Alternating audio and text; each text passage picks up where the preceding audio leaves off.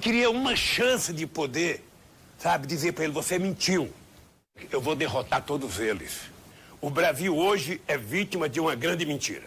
Olá, o que você vai ver agora e pelas próximas 2 horas é um programa especial da TVT. A primeira entrevista do presidente Luiz Inácio Lula da Silva desde que o site Intercept revelou conversas, digamos assim, nada republicanas entre o ex-juiz e hoje ministro da Justiça Sérgio Moro, o procurador Dallagnol e outros procuradores, que redundou no julgamento, na sentença e na prisão do ex-presidente Lula. Está comigo o companheiro José Trajano para esta nossa conversa com o presidente Lula. Você nota que nós não estamos nem no bar do Sindicato dos Bancários em São Paulo, nem no papo com o Zé, né? Na sala da casa dele. Estamos na sede da Polícia Federal, de onde grande parte do país espera o ex-presidente Lula possa sair em breve, quando se fizer justiça no país. Presidente Lula, primeiro, muitíssimo obrigado por nos receber. Em segundo lugar, eu gostaria de saber do senhor o seguinte: durante os últimos tempos, o senhor tem dito que viveria para ver Moro e Dallagnol desmascarados, pegos na mentira. Isso acabou acontecendo mais rapidamente do que o senhor imaginava? Ô Juca, primeiro, eu sou um cristão fervoroso. E eu sempre disse que Deus é tão justo que ele consegue escrever por linhas tortas. Se a gente tivesse sido levado a sério pelos meios de comunicação no Brasil, quando nós fizemos todas as denúncias que o Intercept está fazendo agora, durante o processo, não teria surpresa o que aconteceu. O que aconteceu foi dito por mim várias vezes, foi dito pelo Cristiano, foi dito pelo Baltock, foi dito por todo mundo que me defende. Ou seja, e eu aproveito para dizer para você de que eu estou ficando feliz com o fato de que o país finalmente vai conhecer a verdade. Finalmente vai conhecer a verdade. Eu o tempo inteiro disse que o Moro é mentiroso. É mentiroso. Eu disse no primeiro depoimento que eu fiz, e isso está gravado, de que ele estava condenado a me condenar, porque a mentira tinha ido muito longe.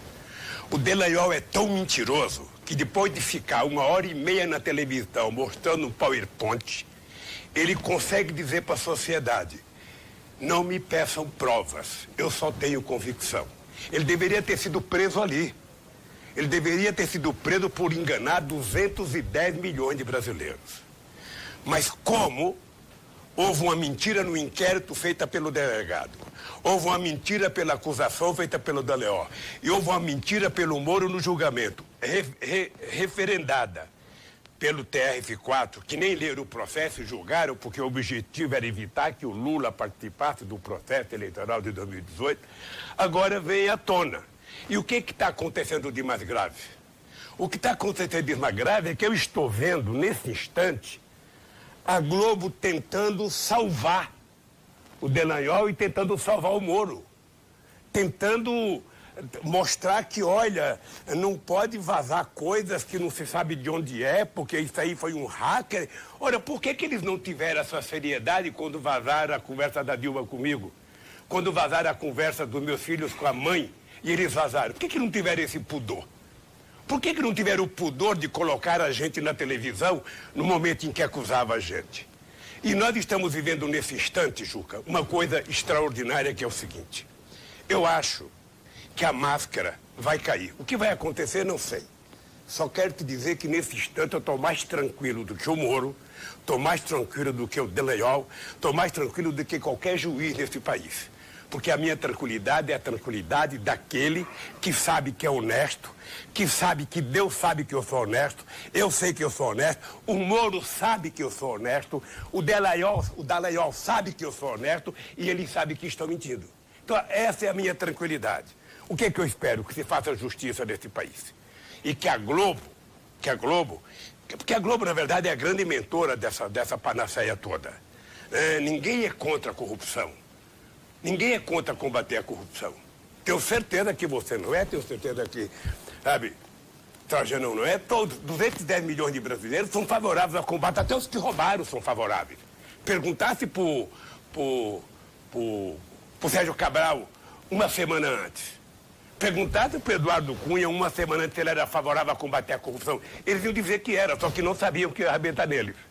Então, eu estou aqui, Juca, agradecendo essa entrevista, porque é a oportunidade que eu tenho. A Polícia Federal invadiu a minha casa. A Polícia Federal invadiu a casa dos meus filhos. A Polícia Federal invadiu o Instituto. A Polícia Federal, sabe, não encontrou absolutamente nada. E não teve coragem de dizer na televisão que não tinha encontrado nada. Quando encontrava uma barra de ouro na casa do Nussmann, fazia um carnaval. Quando encontrava na casa do Sérgio Cabral, fazia um carnaval. Na minha casa não tiveram a coragem, a sensatez de dizer, olha, não encontramos nada. Não encontramos nada na casa do Lula, não encontramos nada na casa do filho dele, não encontramos nada embaixo do colchão da dona Marisa, sabe? Desculpa, presidente Lula, não fizeram isso. Não fizeram, porque embora eu seja o brasileiro que mais respeita as instituições, eu duvido que a Polícia Federal tenha um presidente que cuidou mais dela do que eu. Duvido. Sem pedir um favor.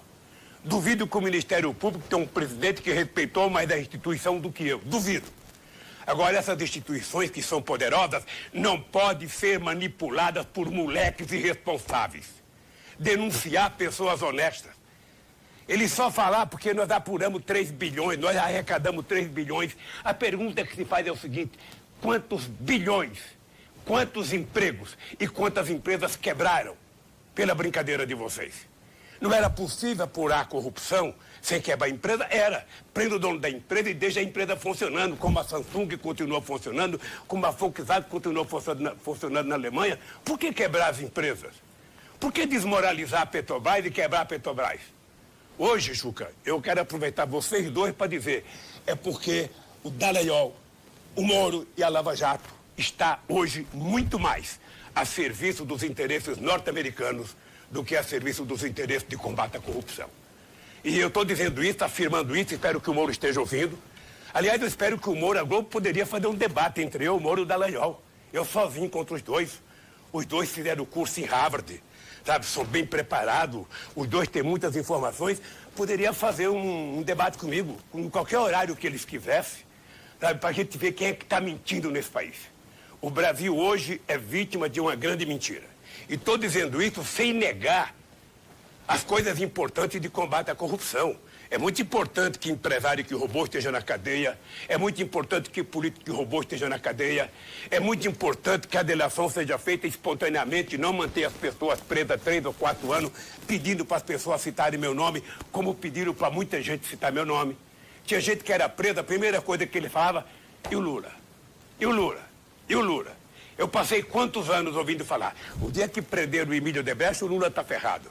O dia que prendeu o Marcelo, o Lula está ferrado. O dia que prendeu o Léo, o Lula está ferrado. O dia que prendeu o Bunlai, o Lula está ferrado. Pode prender até o Moro. Pode prender até os parentes dele. Que eu duvido que nesse país tenha um empresário, tenha um político, que tenha a coragem de dizer que um dia eu pedi R$5 para ele. Mas o Lula não está ferrado, presidente? Eu não estou ferrado, não.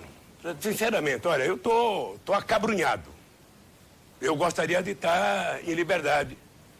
Gostaria de estar vendo o meu Corinthians jogar, gostaria de estar vendo a minha família, sabe? Eu já falei para todo mundo que quando eu sair daqui eu vou casar, sabe?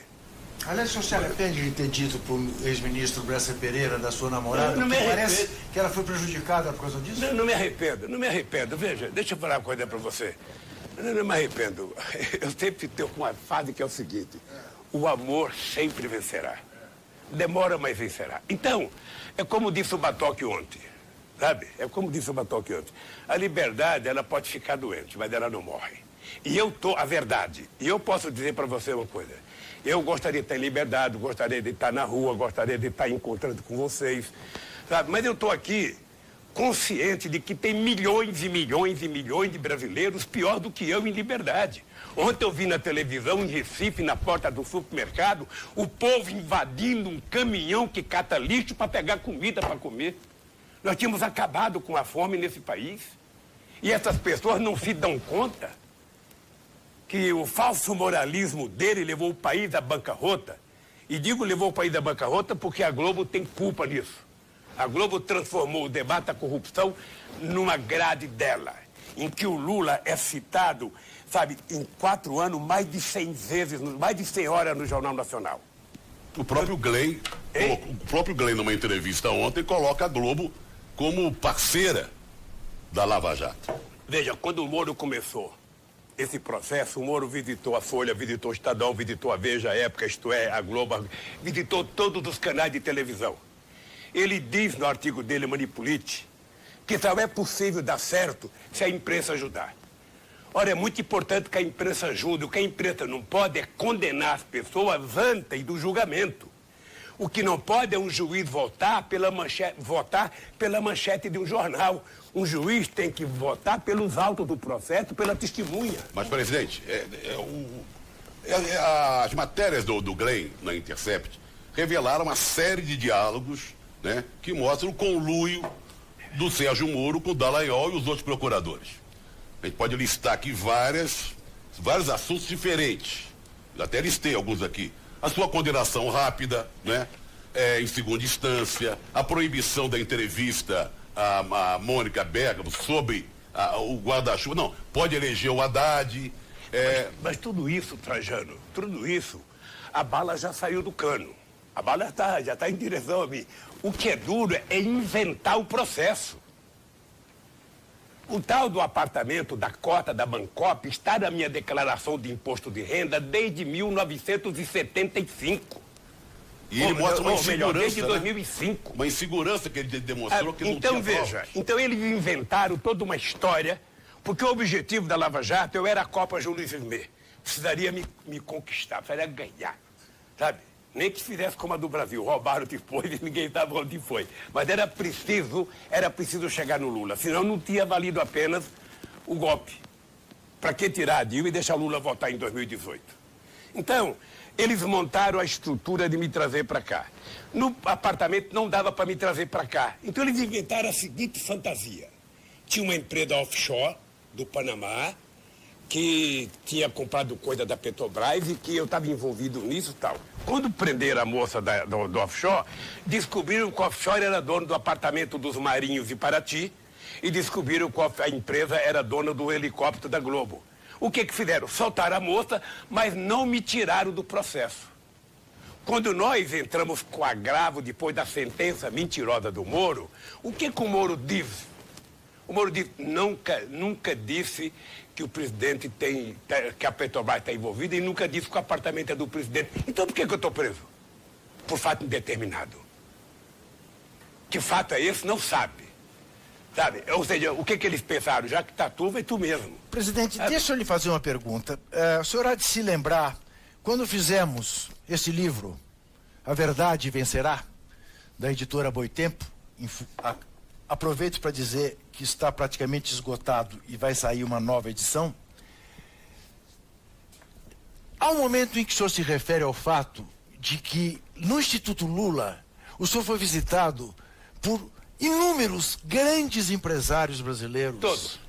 O senhor poderia nominá-los, dizer que, porque, por exemplo, até onde é possível imaginar, algum dos Marinho os visitou? Muito, eu tive várias conversas. Eu tive com o João Roberto Marinho na casa do Palocci. Logo depois da manifestação de 2013, que eu queria saber qual era o papel da Globo de suspender a sua novela para transmitir aquela tarefa. E o João Roberto Marinho, que é a maior cara de pau, me disse, olha, porque tinha um clima insustentável dentro da Globo, então nós achamos que era melhor suspender os artistas que queriam participar, sabe? Ora, eles não suspenderam a grade da Globo nem para o enterro do doutor Roberto Marinho, mas suspenderam. Mas ele não estava entre aqueles que lhe pediu para ser candidato à presidência. Para quê? Não, porque o que eu entendi... Não, deixa eu lhe falar uma coisa para você.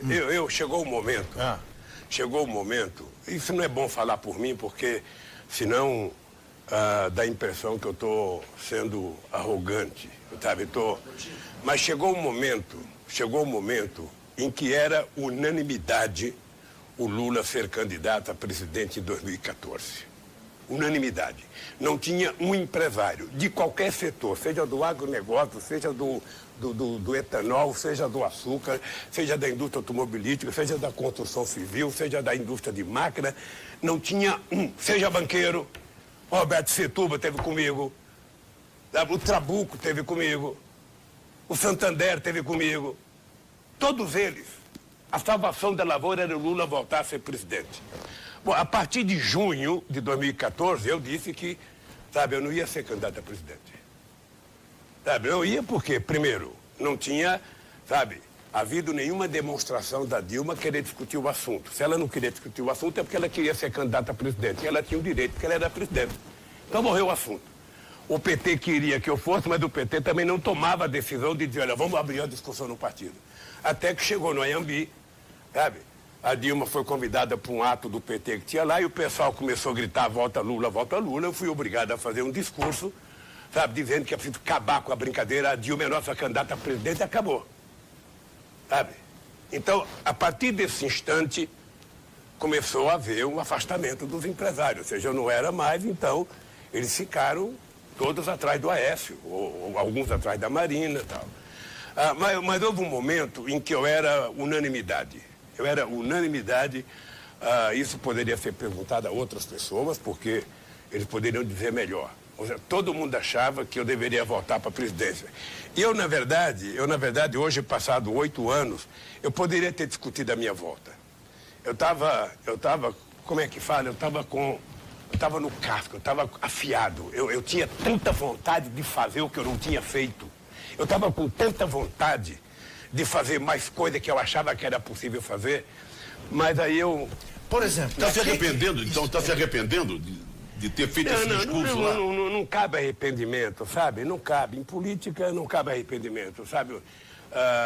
Não foi, o tempo passou, tivemos um outro presidente, a Dilma foi eleita, o Aécio fez a bobagem que fez de criar esse clima de ódio estabelecido no Brasil, de não acatar o resultado, tivemos o golpe com o impeachment e tivemos agora, sabe, como resultado, o país pariu essa coisa chamada Bolsonaro. O que o senhor queria fazer que não fez e que estava em cima dos cascos para fazer? Deixa eu te falar, primeiro eu acho que era possível cuidar mais dos pobres, era possível fazer mais coisas.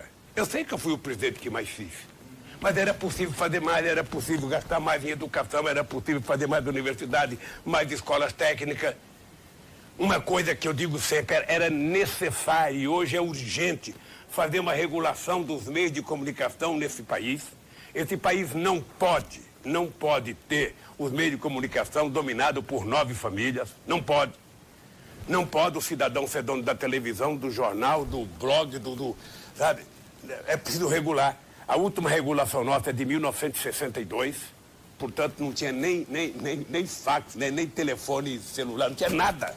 Então é preciso regular. É preciso regular. Então, nós tínhamos um projeto de regulação feito nas conferências convocadas em 2009 pelo companheiro Frank Martins. Depois a gente achou que era imprudente mandar para votar no último ano em que os deputados todos estavam disputando a sua reeleição. E a gente sabia da quantidade de deputados que tinha rádio nos seus estados. Se a gente mandasse, era perder. Que era importante mandar no começo do mandato. Eu certa vez ouvi de um alto dirigente do PT que certas coisas não foram feitas porque quando você está numa situação de tá tudo bem, tá todo mundo feliz, é melhor não mexer nisso, porque se mexer nisso vai dar problema. Tem um pouco disso? Não, tem um pouco do seguinte, toda vez que você tenta brigar com a imprensa, sempre aparece alguém dizendo assim para você, você tem que tomar um café com eles, você precisa almoçar com eles, você tem que convidá-lo para um jantar. É preciso uma conversa. Isso foi feito. O coitado do Zé Dirceu cansou de jantar com o Roberto Tivita. Eu conheci o Roberto Tivita na casa do Zé Dirceu. Sabe, o Roberto Marinho vivia, o João Roberto Marinho vivia conversando com o Palocci, conversando com o Guido Mântica, conversando com o Zé Dirceu, conversava comigo, conversava com a Dilma. Nunca resolveu. Uma vez tem um episódio fantástico na eleição de 2006, eu era candidato à reeleição, e nós chamamos o João Roberto Marinho para conversar o papel do Globo na campanha. Eu era presidente, sabe, e eu comecei a notar que candidato que tinha 2% na pesquisa tinha mais tempo no jornal do que eu, mais espaço. Aí chamamos o João Roberto Marinho para conversar, nós tínhamos como chama, observatório da imprensa, e a gente mostrava o Globo, a Folha, o Estadão, as revistas. Era um absurdo. A Luiza Helena tinha o dobro de tempo que eu tinha no jornal Globo. E aí nós chamamos o João Roberto Marinho para uma conversa, o que estava acontecendo. Ele falou, não, todo mundo é igual, nós tratamos igual, não sei das quantas, tal. Aí a Dilma falou, mas se vocês contratam igual, por que no editorial vocês dão um tratamento diferenciado para o Lula? Não, o editorial sou eu que eu faço. Aí a Dilma pegou o editorial e falou, esse aqui foi você que fez? O editorial metendo o cacete em mim. Ele falou, não, eu não vi. Se você não viu, como é que você fez? Como é que você faz editorial? Bem, então, eles só pararam de inflar a candidata quando eles perceberam que ela tirava voto do Alckmin e não de mim. Aí esvaziaram. Como fizeram com a Marina também. Então, eu também tinha uma outra coisa, Ju, que era o seguinte. Como eu dizia para o Frank Martins, Frank, eu vou derrotar todos eles. Deixa ele falar mal de mim, não precisa dar colher de chá para eles. Não tem almoço nem cafezinho, eu vou derrotar eles.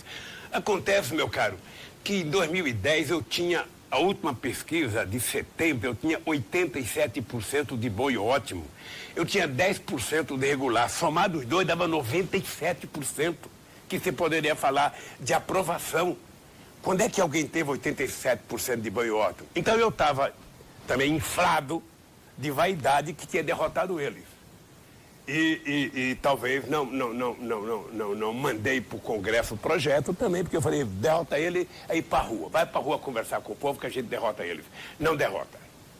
Eu tenho assistido mais televisão agora, porque não tenho o que fazer. Então fico vendo, sabe, missa, fico vendo culto, fico vendo a TV aberta, ou seja, é um absurdo que a sociedade está submetida, sabe, nesse dia a dia. Então é preciso que haja uma regulação. Isso tem que fazer parte de um programa. Qualquer candidato do PT daqui para frente tem que colocar no programa dele de campanha a regulação. E não tem que ter medo. Diga uma coisa. Eu ia falar da IBC, do canal que você tentou, que não foi para frente como se previa, né? O canal de televisão. Por que não decolou? Olha, talvez a gente tenha errado muito. Deixa eu te falar, eu não sou homem de televisão. Eu tinha vontade de criar um canal de televisão que tivesse um papel, que tivesse a RAI da Itália, que tivesse a BBC de Londres, sabe? Um canal que não precisava ter uma grande audiência, mas que fosse um canal de formação de opinião para as pessoas, sabe? Que fazem acontecer as coisas no país. E nós, quando aprovamos ela, nós devemos a aprovação a uma heroína como a Tereza Cruvinel, que foi para dentro do Congresso conversar com os senadores, a Helena Chagas, ou seja, e nós conseguimos aprovar uma TV com um orçamento, na época, de 300 e poucos milhões, que era o orçamento da Bandeirantes, na época. E eu queria criar uma televisão que tivesse alcance em toda a América Latina, em toda a América do Sul, principalmente, para que a gente pudesse, sabe, ensinar português também, sabe, fazer com que a gente fosse um bloco de verdade. Mas aí nós criamos um conselho muito republicano, sabe, aí nós começamos nós mesmos a nos vigiar. Nós mesmos, não, precisa tomar cuidado nisso, tomar cuidado naquilo, precisa tomar cuidado, não pode fazer isso. Aí terminamos criando uma televisão que não funcionou. A ponto de nem o ministro da Comunicação dar as antenas em alguns lugares para que a TV pública funcionasse corretamente. Por isso que eu tinha vontade de voltar. Para rever e refazer coisas que eu não tinha consciência de que era preciso fazer. Sabe? Então... Agora deixa eu voltar só um pouco a uma coisa que eu essa TV que eu estou dando a entrevista agora, a TVT. Você sabe quando foi que nós reivindicamos esse canal de televisão? Em 1985. O ministro da Comunicações era nada mais, nada menos que Antônio Carlos Magalhães. Eu fui na reunião com o Vicentinho reivindicar. 85, 95, 2005. Isso veio sair. Eu já não era nem presidente mais. Você percebe? Para nós como é difícil as coisas, mesmo quando nós estamos no governo. Presidente, deixa eu voltar um pouco, porque não podemos passar tão rapidamente como passamos, pelas denúncias do site Intercept. José Trajano já fez referência a isso. Eu lhe pergunto, o senhor leu todo o material que o Intercept publicou?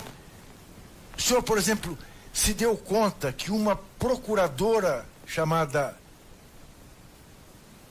Laura Tesler diz que precisamos evitar a entrevista do Lula com Mônica Bergamo, porque vai que isso muda o resultado do segundo turno e o Haddad se elege? Eu vi. Mas era esse o pensamento deles. Não havia outra razão. Não havia outra razão. Todas as pesquisas de opinião pública mostravam, nesse período de 2015 e 2016, que qualquer eleição que tivesse no Brasil, eu seria eleito presidente no primeiro turno. Todas as pesquisas demonstravam. E se eu pudesse participar de televisão, se eu pudesse fazer comício, se eu pudesse, a chance seria muito maior. Porque nós estaríamos, todo o bloco de esquerda, certamente o PDT estaria conosco, estaria todo mundo conosco. Tá? E eles, quando começaram o processo direcionado ao Lula, o objetivo era o seguinte: olha, não dá para a gente fazer a lambança que fizemos com o golpe na Dilma, sabe, inventar a tal da pedalada para tirar o PT do governo e 2 anos depois entregar para o Lula. Não dá, é preciso tirar o Lula. Essa era uma questão. A outra questão, que para mim está muito claro, é que eles construíram um processo de mentira. Eu disse ao Moro na audiência que eu participei com ele, que a desgraça de quem conta a primeira mentira é que passa a vida inteira mentindo para poder justificar a primeira. E eles exageraram na mentira. Exageraram na mentira. Em 2014, logo que a Dilma ganhou as eleições, eu comecei a alertar o PT de que era preciso ter em conta que eles vinham para cima do PT. E para vir em cima do PT, iria em cima de quem? De quem presidiu o país e em cima de quem seria a figura pública mais importante depois da presidenta da República. E aconteceu. Aconteceu. É engraçado, porque eu recebi muitos conselhos, sabe? Que eu deveria ter saído do Brasil, que eu deveria ter para uma embaixada. E é engraçado porque eu estou tão consciente, do que está acontecendo no Brasil, estou tão consciente da submissão, do complexo de vira-lata dessa gente com relação aos Estados Unidos, que eu falei, não, se eu fugir, eles vão colocar que eu sou fugitivo. Então eu vou, sabe, o Moro decretou minha prisão, eu vou para a Polícia Federal. Vou lá para pertinho dele. E aos poucos as coisas vão acontecendo. Aos poucos as coisas vão acontecendo. Eu vi ontem o desespero da Globo de tentar dar ao Dallagnol mais tempo do que ele deu à artista principal da novela, a Dona do Pedaço. Ela apareceu menos que o Dallagnol, tentando se explicar, tentando dizer, sabe, porque prendeu não sei quem, porque fez não sei das contas, sabe? A tentativa, porque a Globo sabe que a hora que cair, não o processo de apuração de corrupção que tem que continuar. É importante lembrar sempre, o Juca e Trajano, que todas as leis que facilitam a apuração de corrupção, todos os mecanismos legais foram criados pelo partido que eles odeiam, chamado PT. Mas, presidente, e todas essas denúncias que apareceram na matéria do Intercept, várias, né? Todas elas te indignaram muito ou dá para pensar uma, ou o contexto geral é tão absurdo que não dá para pensar uma? Eu acho que está errado você utilizar a palavra denúncia. O Intercept não fez nenhuma denúncia. Ele apenas apontou, trouxe para a sociedade brasileira a verdade. Ele mostrou o que aconteceu. E vem mais chumbo grosso. Eu não sei o que vem. O dado concreto é que a imprensa brasileira não teria coragem de fazer aquilo. Você não acha estranho? Que depois da decisão do ministro Lewandowski da entrevista, a Globo nunca tenha pedido uma entrevista? Você não acha estranho, sabe, que as grandes revistas nunca pediram uma entrevista. Você não acha estranho que o SBT, nem o programa do Ratinho que levou o Bolsonaro, nem o programa de debate da Bandeirantes, você não acha estranho que essa gente não tenha pedido? Afinal de contas, eu sou uma pessoa que ainda tem uma certa audiência no Brasil, mais do que todos os programas deles. E até quer conversar com esse pessoal. Sabe? E eu gostaria de conversar, eu gostaria de sentar na minha frente onde você está aí, sabe? O Willy Bonner, sabe? Que faz 6 anos que fala mal de mim todo dia no Jornal Nacional. O nome Lula é mais falado na boca dele do que os filhos dele. E eu só queria uma chance de poder, sabe, dizer para ele, você mentiu. Você vai pedir desculpa pro seu filho? Você vai pedir desculpa pro seu filho que você mentiu? E assim para todos eles, porque deixa eu te falar uma coisa, Trajano. Uma coisa que eu falo, sabe, e vou falar agora em nome da minha bisneta que tem 2 anos. Pode pegar a turma da Força Tarefa da Lava Jato. Pegar a turma que me investigou, os delegados que fizeram inquérito contra mim. Pegar o Moro e o juiz enfiar todo dentro do liquidificador, bater. Quando você for experimentar o suco, não dá a honestidade do Lula. Estou falando isso olhando na cara de cada telespectador da TVT. Não dá. Pode somar todos eles. Que não dá a honestidade do Lula. E não faço isso porque eu sou melhor do que os outros, não. Faço isso porque fui educado por uma mulher chamada Dona Lindu, que nasceu e morreu analfabeta. Não sabia fazer um ó com um copo, mas sabia dizer para os seus filhos o que era certo, o que era errado. Eu, às vezes, conto brincando, não é orgulhoso contar isso. Eu morava na Vila Carioca, na rua Albino de Moraes. Não sei se você conhece. E eu tinha um tio chamado tio Antônio que tinha um boteco. E a gente morava no fundo do bar. A casa era tão miserável que o banheiro que a gente utilizava, eu, minha mãe e minhas irmãs, era o banheiro que os bêbados utilizavam. Nego ia lá, vomitava, urinava fora, fazia outras coisas, e era o banheiro que a gente utilizava. A gente morava lá num quarto e cozinha, morava em 13 pessoas. E esse meu tio, naquele tempo, tinha uma coisa chamada chiclete americano, ping-pong. Famoso para quem podia chupar. Eu via a molecada colocar aquilo na boca e fazer bola, estourar a bola. Eu nunca tive chance de ter um na vida. Esse meu tio trabalhava no bar, quando ele ia no banheiro e pedia para eu tomar conta, e tinha lá a caixa de chiclete ping-pong. Eu nunca tive coragem de pegar um para não envergonhar a minha mãe.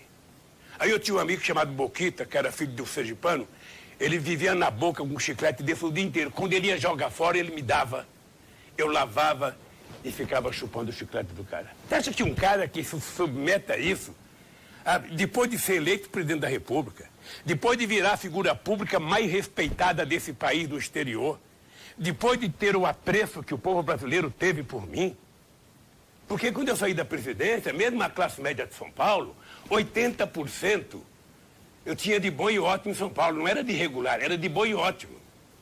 Ora, você acha que eu ia sujar a minha mão num apartamento que eu poderia ter comprado, eu tinha dinheiro para comprar, numa chácara que eu poderia comprar? Então, presidente, me explica uma coisa.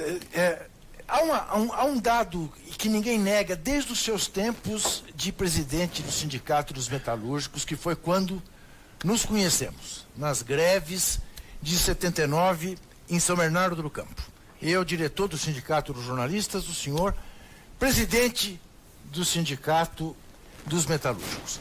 Que o senhor sempre foi tido como um conciliador, uma pessoa capaz de unir os contrários. O senhor, como presidente da República, se dava tão bem com o Bush, presidente dos Estados Unidos, quanto com o Chaves, presidente da Venezuela. Ou seja, aqueles que se opunham, até dentro do seu partido, achavam que era demais, que o senhor conciliava demais, que era preciso algumas rupturas que o senhor não fazia.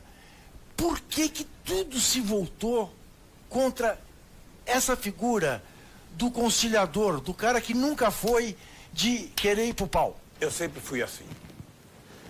Eu fui assim quando era moleque, quando jogava bola, eu fui assim quando virei dirigente sindical, eu fui assim como presidente da República. Por isso é que eu criei o Conselho de Desenvolvimento, que envolvia empresários, pastores, sindicalistas, índios, ou seja, para a gente poder estabelecer, sempre que possível, políticas públicas que tivessem uma espécie de aceitação da maioria da sociedade. Eu sempre achei que uma conversa a mais sempre dava melhor resultado. Nunca fui de tomar decisão com 39 graus de febre. Primeiro deixava a febre baixar para tomar decisão. Com o Bush e com o Chaves, eu era aquele moleque do meio, sabe? Quando tem dois moleques querendo brigar, eu era a turma do deixa disso, sabe? Ficava...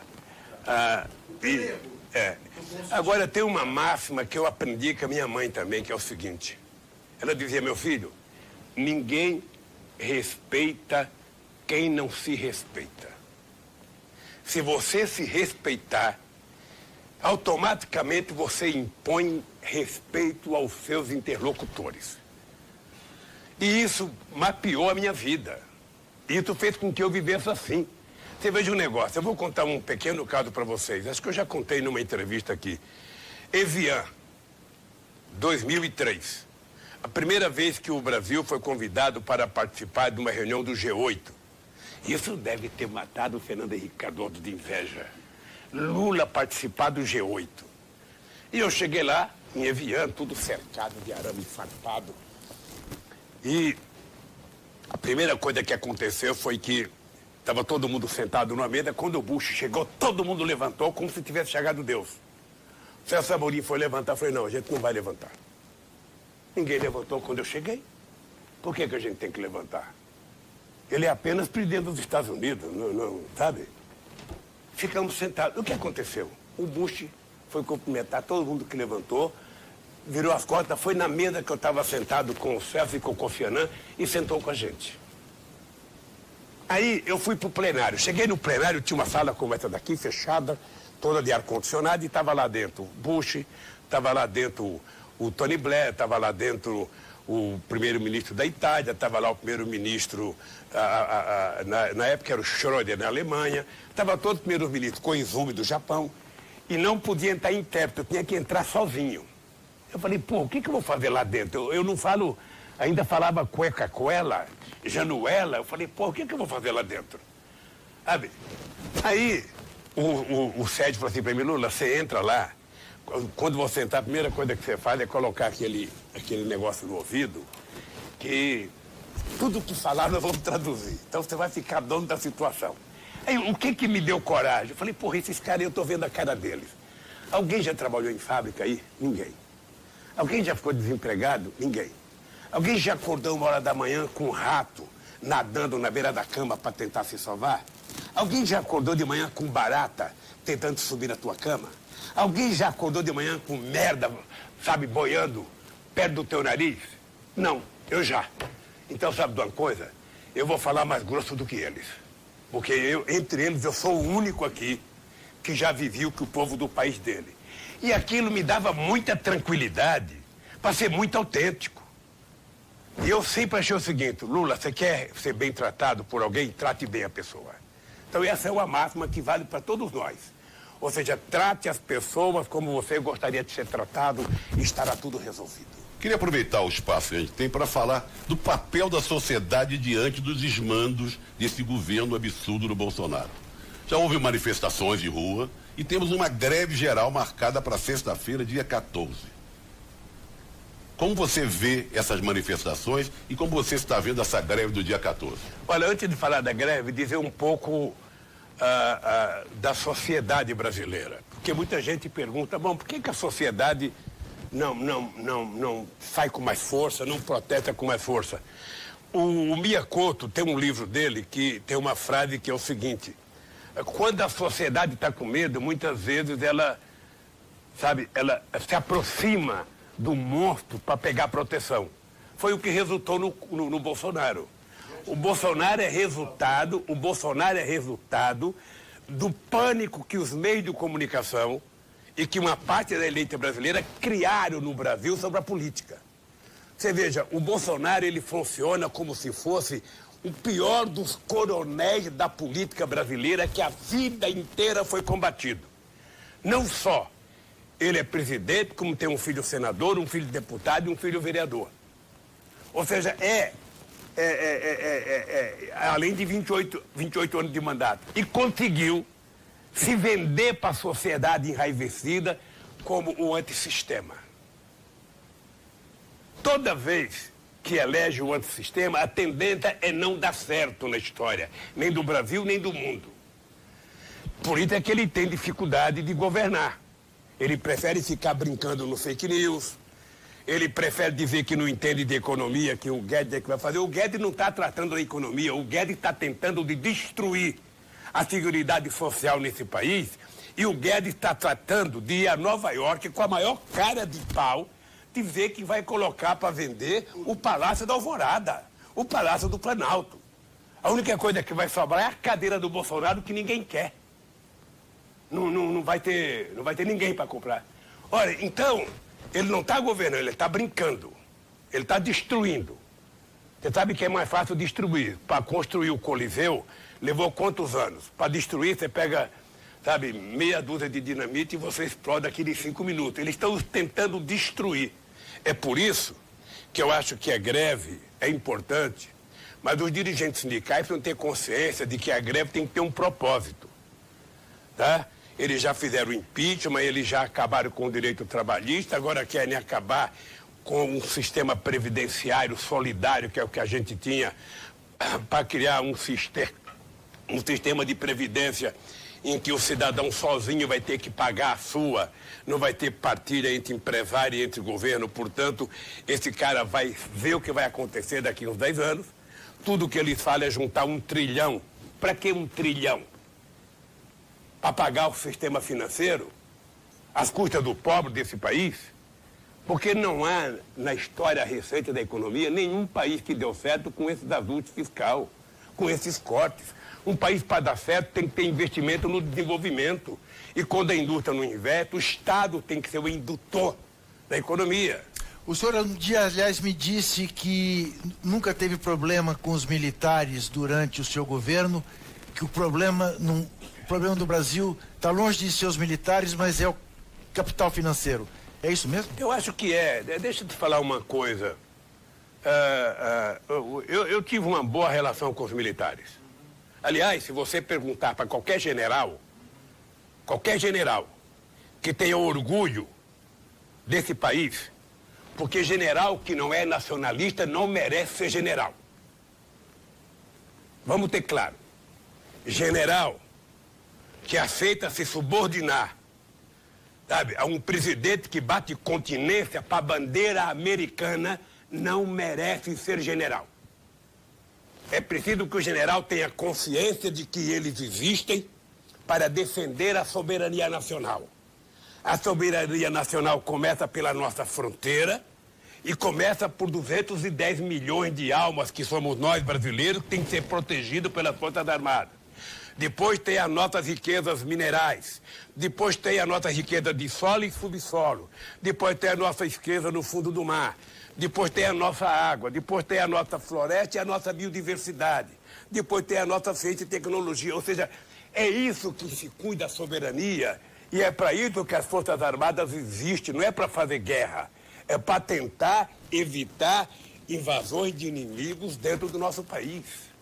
O Brasil é um país que não tem contencioso com ninguém. O nosso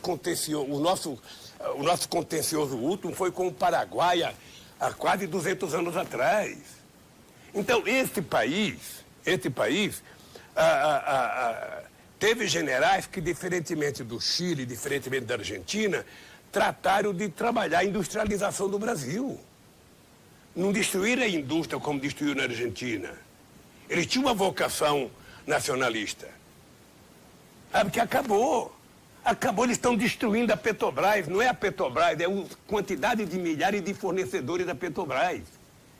Quando a gente descobriu o petróleo, o pré-sal, a gente não tinha dimensão quanto era, por isso que vocês entrevistaram o Estrela, por isso que a gente cunhou a frase passaporte do futuro, porque a gente queria fazer refinaria para exportar derivados de petróleo e não exportar óleo cru como está fazendo agora e importando petróleo refinado. Nós estamos importando gasolina. Eu vejo que você fica muito preocupado com a soberania nacional.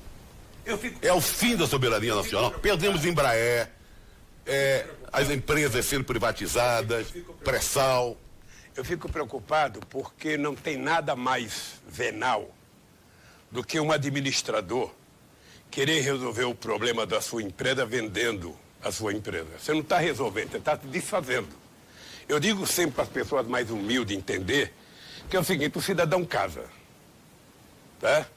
Aí a primeira crise de desemprego que ele tem, ao invés de procurar emprego, ao invés de fazer bico, ao invés de catar papel, ao invés de fazer qualquer coisa, ele fala para a mulher, moleque, vamos vender a geladeira? Aí vende a geladeira, dá para o mês. No mês seguinte, moleque, vamos vender a televisão? Vende a televisão mais um mês. No terceiro mês, moleque, vamos vender a cama? Vende a cama. Chega um dia que não tem mais nada para vender, vai vender a alma ao diabo. Esse país não nasceu para ser uma republiqueta das bananas. Esse país nasceu para ser um país líder de um bloco. É por isso que nós criamos a CELAC, a Unasul. É por isso que nós estávamos dando força e ajudamos a criar o BRICS. É por isso que a gente tinha o IBAS, que era Brasil, África do Sul e Índia. Por isso que a gente fez encontro com a África, com a América do Sul, fez encontro do Oriente Médio com a América do Sul, dos países árabes. Porque o Brasil tinha que disputar ser, na verdade, protagonista. Não tem essa dos Estados Unidos ser maior do que nós, do que a China. Olha, Deus queira que eles continuem crescendo. Agora eu quero saber qual é o meu papel. Eu quero saber qual é o papel do Brasil na história. Então, presidente, mas não é demais achar que o conluio de um juiz de primeira instância, que fala conge, né? Como o senhor sempre diz, me pegavam no pé porque eu falava menos, o ministro da Justiça do Brasil fala conja, que um juiz com esse grupo de procuradores tenha levado o país a essa situação, quer dizer, tenha feito da Petrobras o que está se fazendo com a Petrobras, como se a vontade da madame não atendida levasse a essa situação. Quem é que está ganhando com isso nesse momento, presidente? Você se engana quando você pensa que foi o juiz. Eles só conseguiram fazer isso, primeiro porque eles tinham respaldo, na minha opinião, no Departamento de Justiça dos Estados Unidos, que os orientou. Senão, não tem explicação. A urgência dos diretores da Petrobras de pagar a dívida aos acionistas americanos pelo dinheiro da corrupção. Ora, se houve a corrupção e tiveram que pagar os acionistas americanos porque perderam, e os acionistas brasileiros, quem vai pagar? Primeiro. Segundo, a pressa de pagar se deve ao fato do seu Dallagnol ter tentado criar um plano para ter um fundinho que tinha 2,5 bilhões da Petrobras, mais 6,8 bilhões da Odebrecht, para criar um fundinho de assistência social, que eu chamo do Criança Esperança do Dallagnol. Era para isso que tiveram tanta pressa? É para isso que quer se desfazer da Petrobras? Sabe, eu quero dizer para eles, quero dizer para todo mundo, tá? Se preparem, porque uma hora o povo vai resgatar esse seu patrimônio. Não tem nenhuma explicação. Nenhum país do mundo se desfaz do petróleo como o Brasil está se desfazendo. Tem um livro chamado O Petróleo. Eu não sei o autor, porque eu tenho dificuldade de falar nome estrangeiro. Tanto é que o Glenn, eu só falo Glenn, não falo o segundo nome, porque, sabe, fica mais fácil falar Intercept. Mas tem um livro sobre o petróleo que mostra o papel dos Estados Unidos desde 1859, quando descobriu o primeiro petróleo no Texas, até hoje. Tudo o que aconteceu no mundo é em função do petróleo. Tudo o que aconteceu no mundo tem o dedinho do petróleo. Tá, e o Iraque para não desmentir. O Iraque para desmentir a Venezuela? Claro. Essa estupidez do governo brasileiro, de forma medíocre, apoiar, sabe, um cidadão que se autoproclamou presidente da República, ou seja, foi o maior vexame da história. Não tem precedente na história da humanidade os governantes de países importantes, como países europeus, sabe, seguir o tal do Trump, sabe, e legalizar, teoricamente, um impostor como aquele Guaidó. Ora, imagina se a moda pega, ninguém respeita mais ninguém. Daqui a pouco tem o presidente proclamado na China, depois o tem... José de Abreu se proclamou. Mas foi bom o José de Abreu. Foi? Se eu tivesse liberdade, eu tinha sido cabo eleitoral dele, porque eu achei bonito. Eu achei bonito, sabe? Porque se eles tiveram a pachorra de apoiar na Venezuela, por que não pode ter uma aqui? Se eles aceitam aquilo como fato, por que você não pode lançar um cara aqui, ser um presidente autoproclamado? Aí você acaba com a democracia, acaba com o processo eleitoral. Então, quem se comporta como eles se comportaram, aquela palhaçada, porque aquela cena daqueles caminhões do Brasil, era 2 caminhonetas, não sei se Ranger, não sei que marca, sabe, nem cheia de alimento estava, com o povo brasileiro passando fome. Eu acho que se alguém estiver assistindo aqui e puder dar um recado para o Bolsonaro, manda ele assistir, manda o Guedes assistir. Sabe? A documentação de ontem, eu não sei se foi que programa que foi, se foi na Globo, na Record, no SBT, que mostra um caminhão de lixo no supermercado em Recife e o povo invadindo o caminhão de lixo para pegar comida. É importante saber que nós tínhamos acabado com a fome nesse país. É importante saber que eu tinha um grande sonho, que era que as pessoas tivessem tomado café de manhã, almoçar e jantar todo dia. O Brasil produz alimento para isso. Agora, qual é o sonho do Bolsonaro? É o Guedes a juntar 1 trilhão para pagar o sistema financeiro. Não se fala em povo, não se fala em pobre. Então eu fico aqui me remoendo, dando cabeçada. Eu não dou cabeçada porque eu não sou daqueles que me machucam por causa dos outros. Eu acho que o Moro deve estar se dando cabeçada mais do que eu. O Moro está falando, puxa vida, porque não é todo mundo que está preparado para o sucesso. Você vê esse Dallagnol, você vê a cara dele, ele não deveria mais pegar na Bíblia. Porque um cidadão que mente como ele não pode avocar Deus como ele avoca Deus toda hora. Não pode avocar a Bíblia. Porque ele sabe que Deus é onipotente como ele acredita, está sabendo que ele está mentindo. Quando ele cria aquela expressão que faz um PowerPoint, fica 1h30 na televisão para depois dizer não me peçam provas, eu só tenho convicção, ele deveria ter saído preso ou destituído.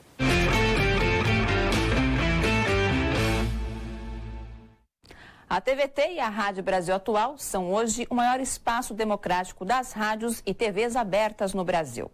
Diariamente damos voz e espaço aos cidadãos que realmente escrevem a história deste país nas mais diversas áreas. E esse espaço precisa ser ampliado para que mais pessoas possam receber as notícias que as outras emissoras não dão. Por isso, neste dia especial, a gente vem reforçar essa vontade de seguir adiante com muito mais força. Para isso, nós precisamos da sua ajuda. Acesse catarse.me/TVT e faça uma doação. É a sua parceria que vai ajudar a TVT e a Rádio Brasil Atual a tornar cada vez mais fortes os nossos sinais e alcance na rádio, na TV e nas redes sociais. TVT e Rádio Brasil Atual. Agora você tem alternativa.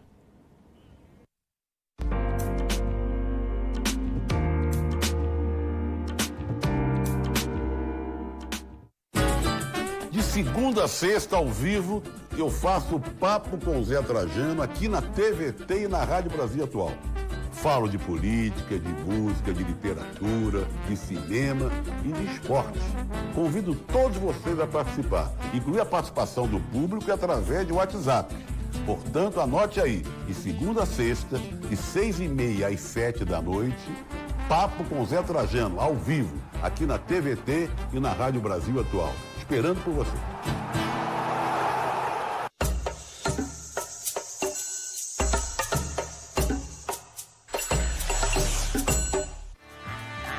No Entrevistas dessa semana, vamos conversar com o presidente da Central Única dos Trabalhadores, Wagner Freitas. Nossos temas: a greve geral do dia 14 e o futuro do trabalho e do sindicalismo no Brasil. O Lula livre é um instrumento de defesa dos trabalhadores para impedir a reforma da Previdência e para impedir as retiradas de direitos que esse governo faz contra os trabalhadores. É hoje, 10 horas da noite, aqui na TVT.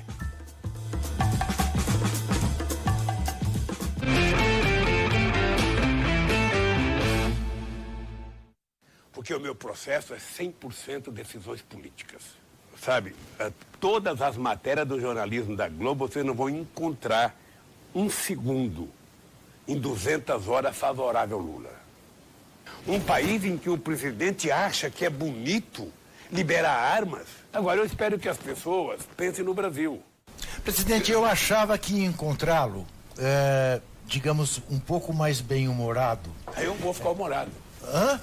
Não dá pra ficar humorado falando... Então tem uma pergunta para ele que eu acho que vai mexer um pouco. Falando de Moro, falando de Telaiol. Claro, pois é, mas... Mexer com a alma. Fala uma coisa que pode mexer com a alma. Que é o Lula Livre. Teve o Festival Lula Livre, milhares de pessoas debaixo de chuva, Lula Livre. Dezenas de pessoas ocupam rodoviárias, shopping, saem às ruas, Lula Livre. Temos aqui do lado o acampamento Lula Livre. Todas as manifestações têm pessoas portando cartazes, camisetas, Lula Livre. De que forma isso atinge a sua alma? Olha, isso é o que me conforta, na verdade. É o que me conforta, porque saber que, apesar do massacre, que eu sou vítima, eu não sou vítima agora, não.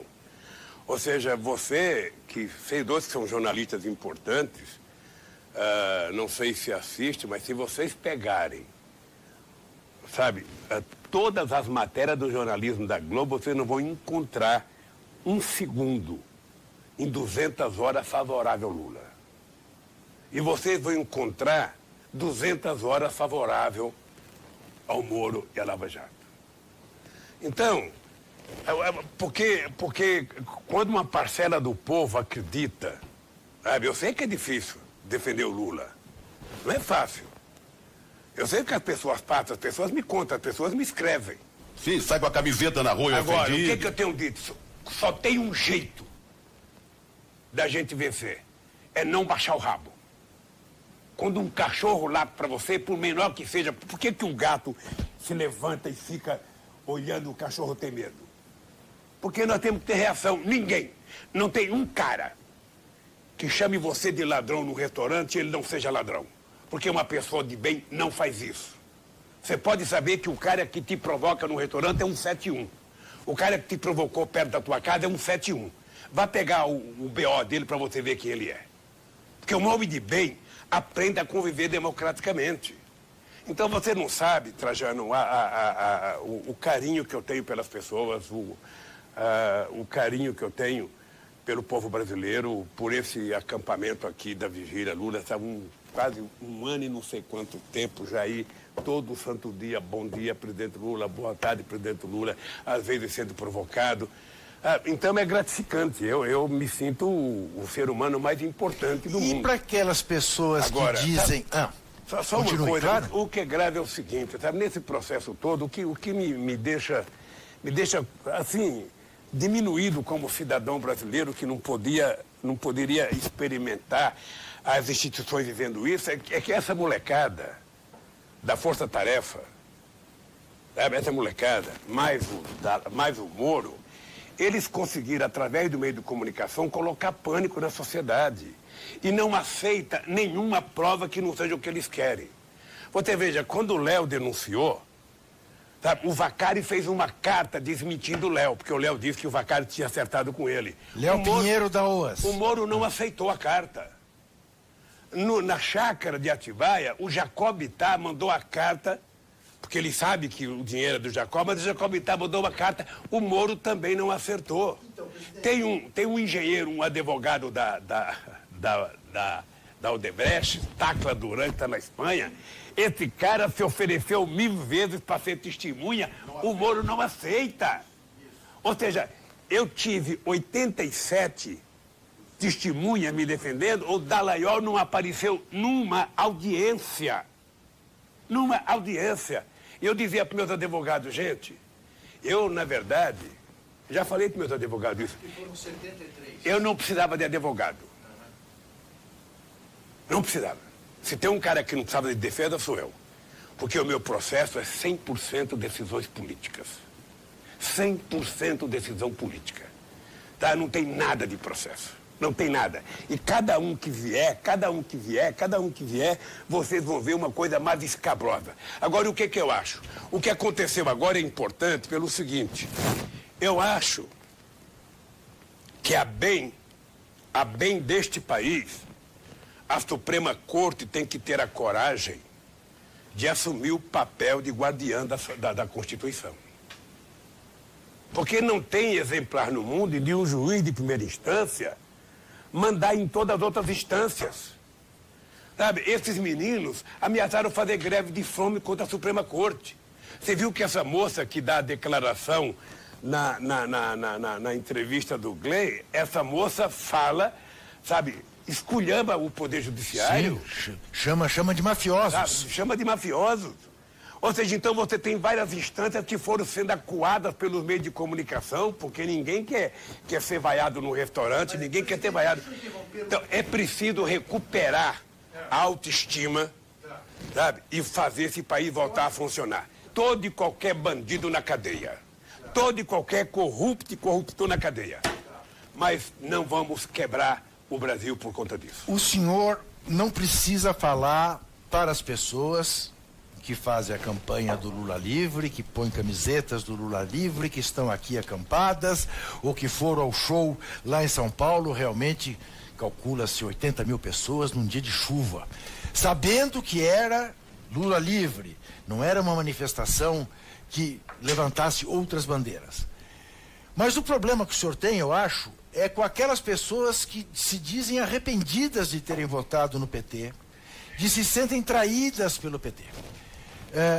O que dizer para essas pessoas? Olha, alguém se sentiu traído pelo PT, não poderia ter votado no Bolsonaro.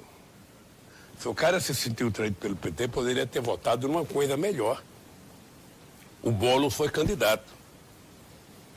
O Ciro, embora não mereça o voto, porque ele é muito grosseiro, mas o Ciro foi candidato. Sabe? A Marina foi candidata. A vingança, sabe? Não é porque eu quero me vingar de você que eu vou pegar o martelo e bater no meu dedo. Eu não estou me vingando, eu estou sendo um babaca. Sabe? Porque dar de presente ao Brasil o Bolsonaro é dar de presente ao Brasil o pior tipo de político que o Brasil precisaria ter. Sabe? Então, se as pessoas... O senhor não acreditava que fosse possível ele se eleger, acreditava? Nem eu e nem ele. Nem eu e nem ele. Eu duvido que o Bolsonaro acreditasse um mês antes. Duvido. Agora, eu sinceramente,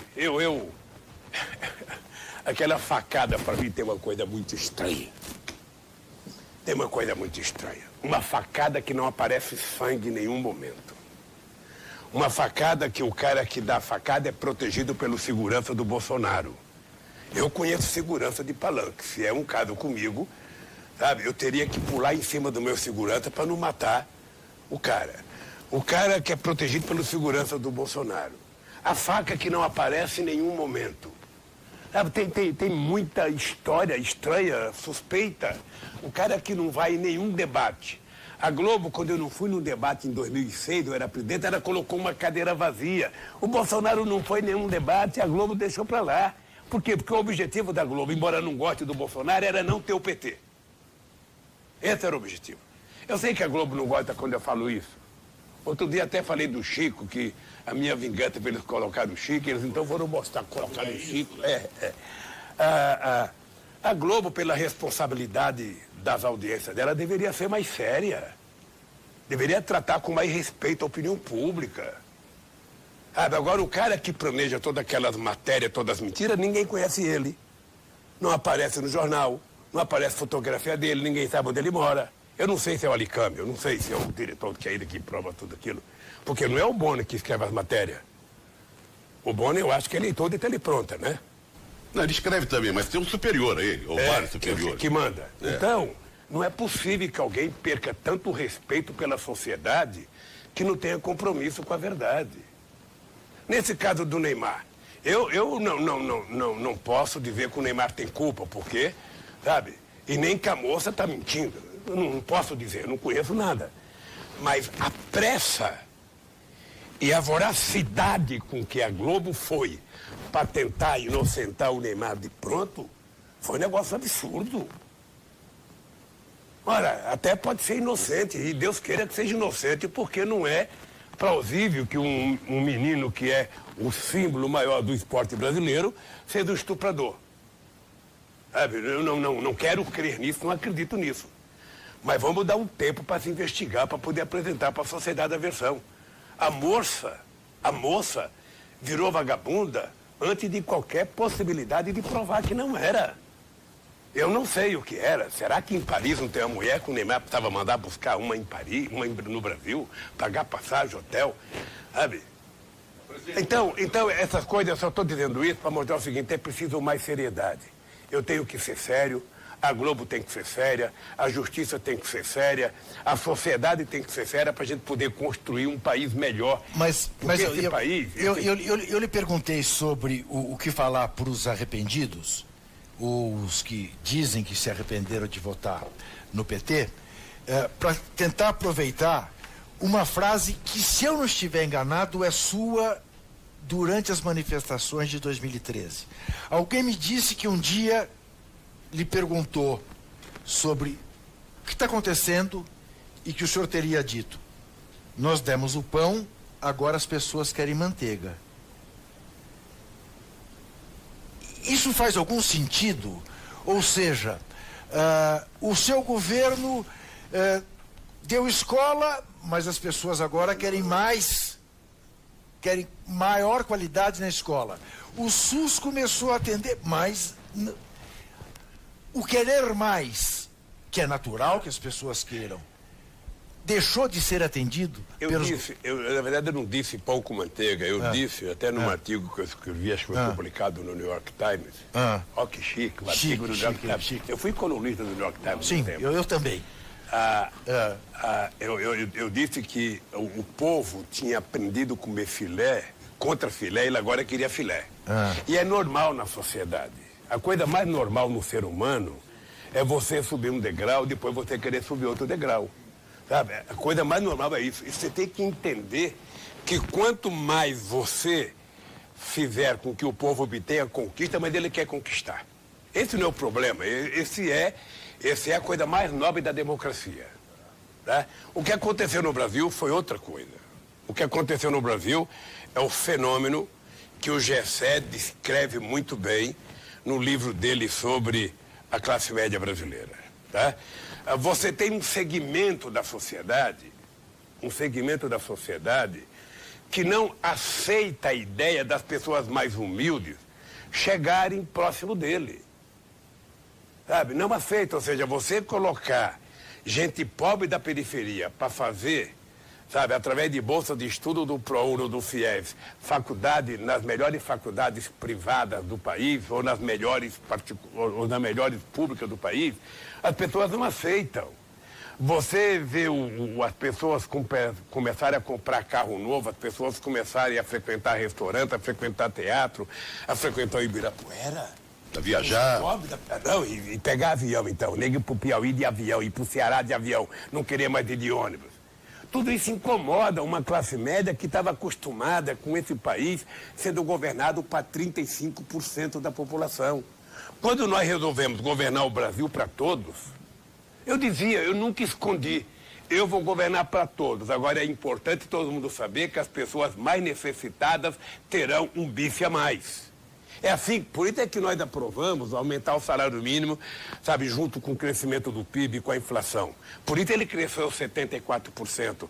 E por isso ele foi a coisa mais transformadora no crescimento da renda do povo pobre desse país. O senhor disse para mim outro dia, quando eu vim vê-lo, que o senhor sair daqui não vai mais falar em distribuição de renda, vai falar em distribuição de riqueza. O que significa? Significa que é o seguinte, veja, você precisa começar a garantir que as pessoas tenham participação na riqueza desse país. Ou seja, quando você fala em segurar uma aposentadoria de qualidade definitiva, educação de qualidade, sabe? Quando você está dando a um pobre o direito dele estudar gratuitamente, se ele virar um cientista, você está dando riqueza para esse cara. Quando você dá para esse cara uma casa, sabe, com subsídio para ele poder pagar a prestação, você está dando riqueza. Essa gente tem que participar mais do lucro que ele ajudou a produzir o país. É preciso repensar, porque nós estamos regredindo. Se você imaginar a economia brasileira, veja, você teve a Revolução Russa em 17.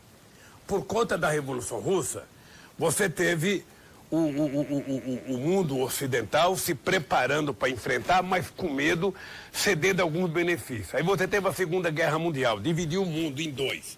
A parte ocidental e a parte oriental. A Rússia ficou com um pedaço, os Estados Unidos ficou com outro. Ora, o que o mundo capitalista fez? Tratou de fazer o famoso estado de bem-estar social, não porque gostasse dos trabalhadores, mas porque estavam com medo dos trabalhadores ter a mesma vontade que tiveram os trabalhadores russos em 1817 de fazer uma revolução. Então se criou um Estado que se distribuiu renda e permitiu que o povo tivesse um padrão de vida. Você percebeu que nos últimos 10 anos só caiu a renda do povo americano, caiu a renda do povo europeu. Não há mais ameaça. Caiu o muro de Berlim, não tem mais ameaça. Então, o que está acontecendo no mundo inteiro é um retrocesso. É um retrocesso da organização sindical. Você sabe que eu escrevi carta para esse cidadão que está preso no Japão, da Toyota, da Nissan? Sim, da Nissan. Eu escrevi uma carta para ele a pedido do sindicalismo americano para ele permitir que os trabalhadores se sindicalizassem. Porque ele não permitia que os trabalhadores se sindicalizassem.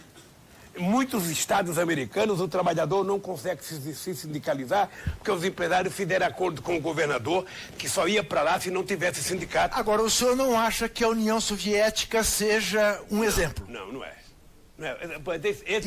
Esse que é o problema dos meus queridos companheiros, que é o seguinte. A revolução, a minha tese hoje, aos 73 anos de idade, é que a Revolução Russa de 17, ela terminou causando um benefício extraordinário aos trabalhadores, sabe, do Ocidente. E não causou na própria Rússia o benefício. O padrão de vida do sueco, do holandês, do finlandês, do dinamarquês, do alemão, do francês era muito maior do que o russo. Mas por quê? Por conta da Revolução Russa. Sabe, então foi uma pena que a Revolução Russa não tenha dado aos trabalhadores russos o padrão de vida que... Eu queria mudar um pouco. Que os europeus deram por conta da Revolução Russa. Dia 25 vai ter um julgamento, né? Eu já vi uma entrevista sua dizendo que não gosta de criar expectativas para quem está aqui dentro. Mas a gente não pode negar, está diante de um fato. Dia 25 há um julgamento que, quem sabe, diante dos indícios todos, de tudo que foi mostrado pelo Intercept, pelo Glenn, vamos falar só o primeiro nome dele, dá uma possibilidade da sua liberdade. Qual a sua expectativa diante desse dia 25? Olha, a minha expectativa, o Juca agora há pouco brincou que ele imaginava me encontrar com muito mais humor, é que não é possível tratar da minha prisão com humor. Mas eu não acho que está mal-humorado, não, também. Senão o pessoal dizia, pô, esse Lula é maluco. Maluco, ele está preso e está rindo do quê, pô? Sabe? Mas também não estou com raiva. Eu tenho ressentimentos. Sabe? Você sabe que eu sou um cara que eu não costumo guardar ódio. Para mim dura meio minuto. Tá? Eu pode ficar certo que eu não levo para casa. Aprendi que quem tem ódio sofre. Sabe?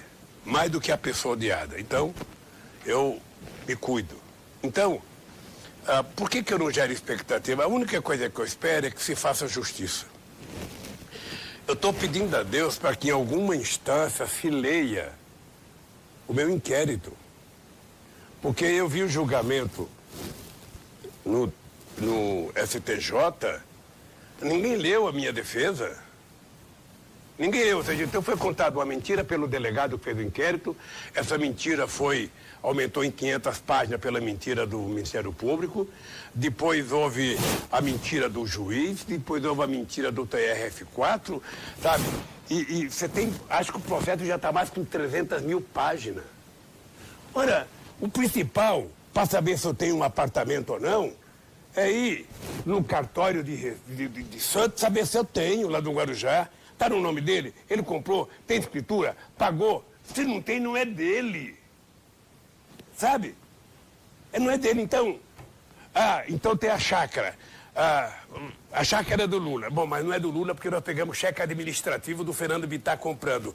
Então teve a reforma. Olha, mas a reforma foi feita na chácara do Fernando, então o Fernando que paga pela reforma. Por que o Lula tem que ver com isso? Mas você dormiu na cama. Você dormiu na cama. Se você dormiu na cama, o benefício foi para você. Assim não é possível acreditar nas coisas. Então, eu espero que a Suprema Corte, sabe, recupere o padrão de confiança na sociedade que nunca pode perder.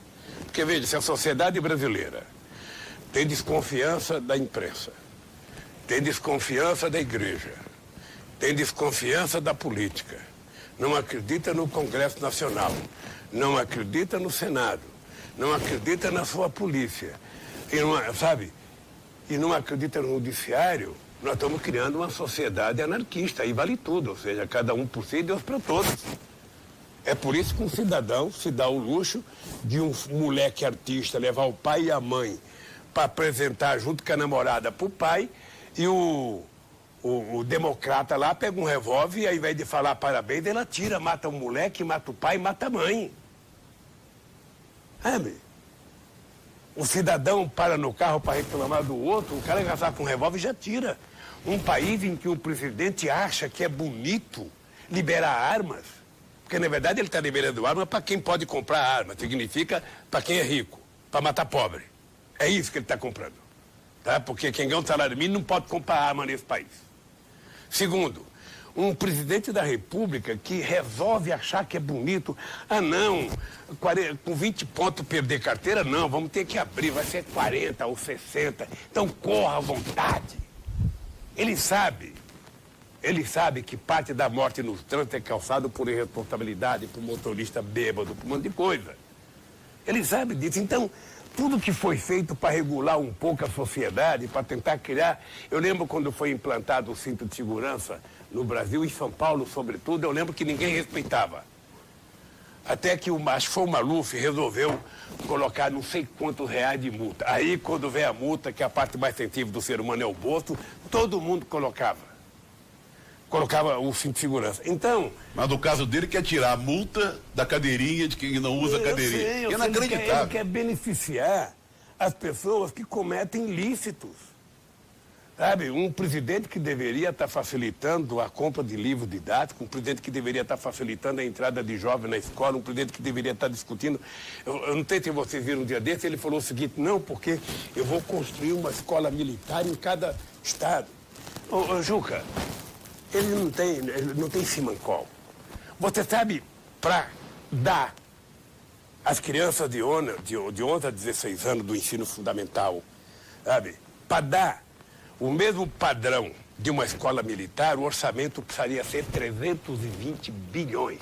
Porque numa escola militar, que só serve para militar, manda teu filho entrar numa vez se ele consegue entrar. Bem, numa escola militar, a molecada aprende. Eu sei porque eu fui o criador da Olimpíada da Matemática na escola pública, eu sei que a menina molecada tem um nível de ensino de qualidade. E era bom que fosse para todo mundo. Mas sabe quanto custa por ano um aluno da escola militar? 19 mil reais. Da escola pública custa 6.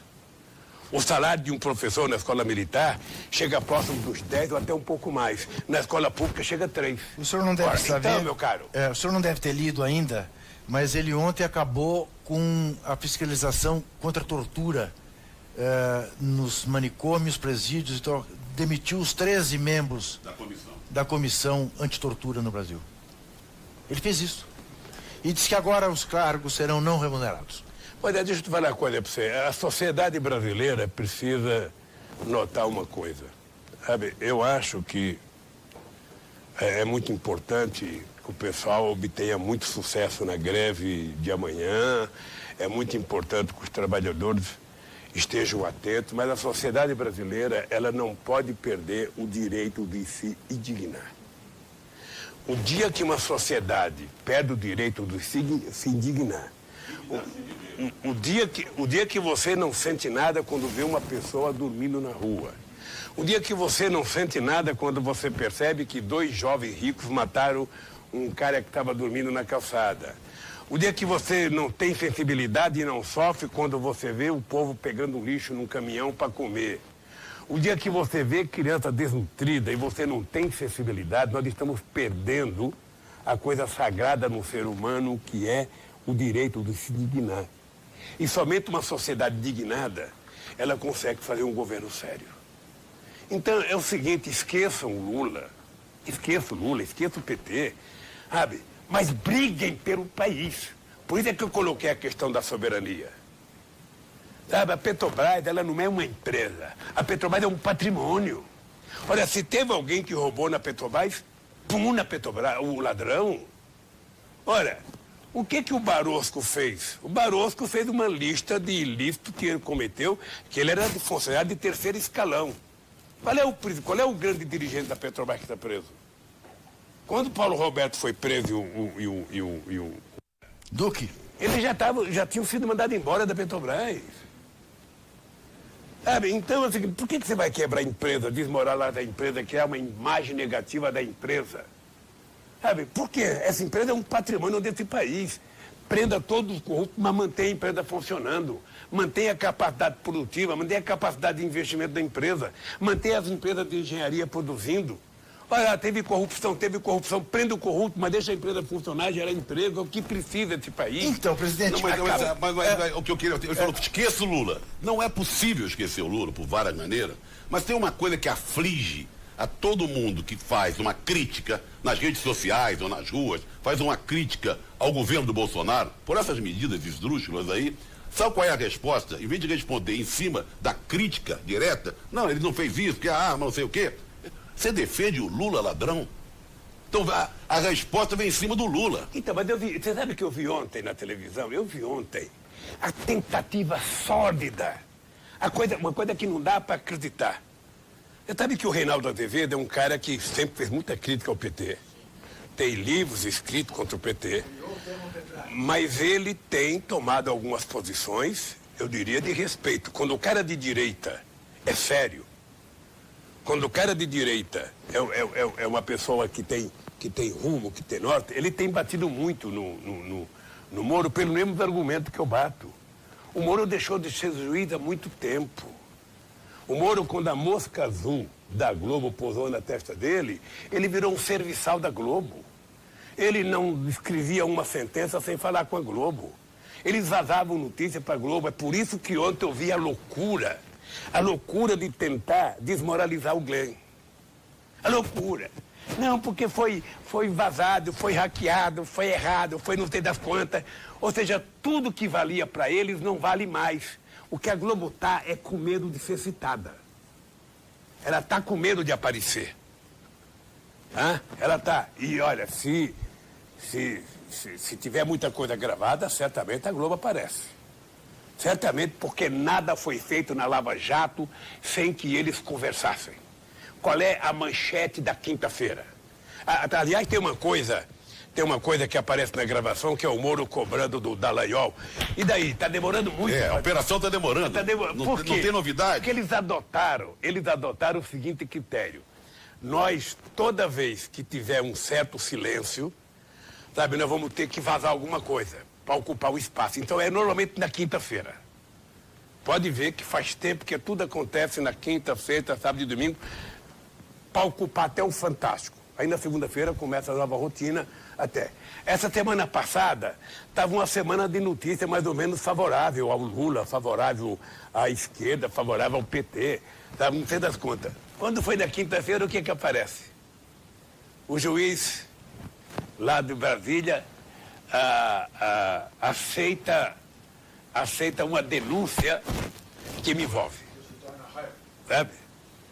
Aqui tem uma coisa engraçada. Eu estou respondendo um processo aqui, vou prestar depoimento. Em 2016, um delegado, eu não vou citar o nome dele, ele cita o meu, mas eu não vou citar o nome dele. Um delegado disse que o amigo do Palocci era eu, o amigo do italiano. Então, na época, eu processei ele.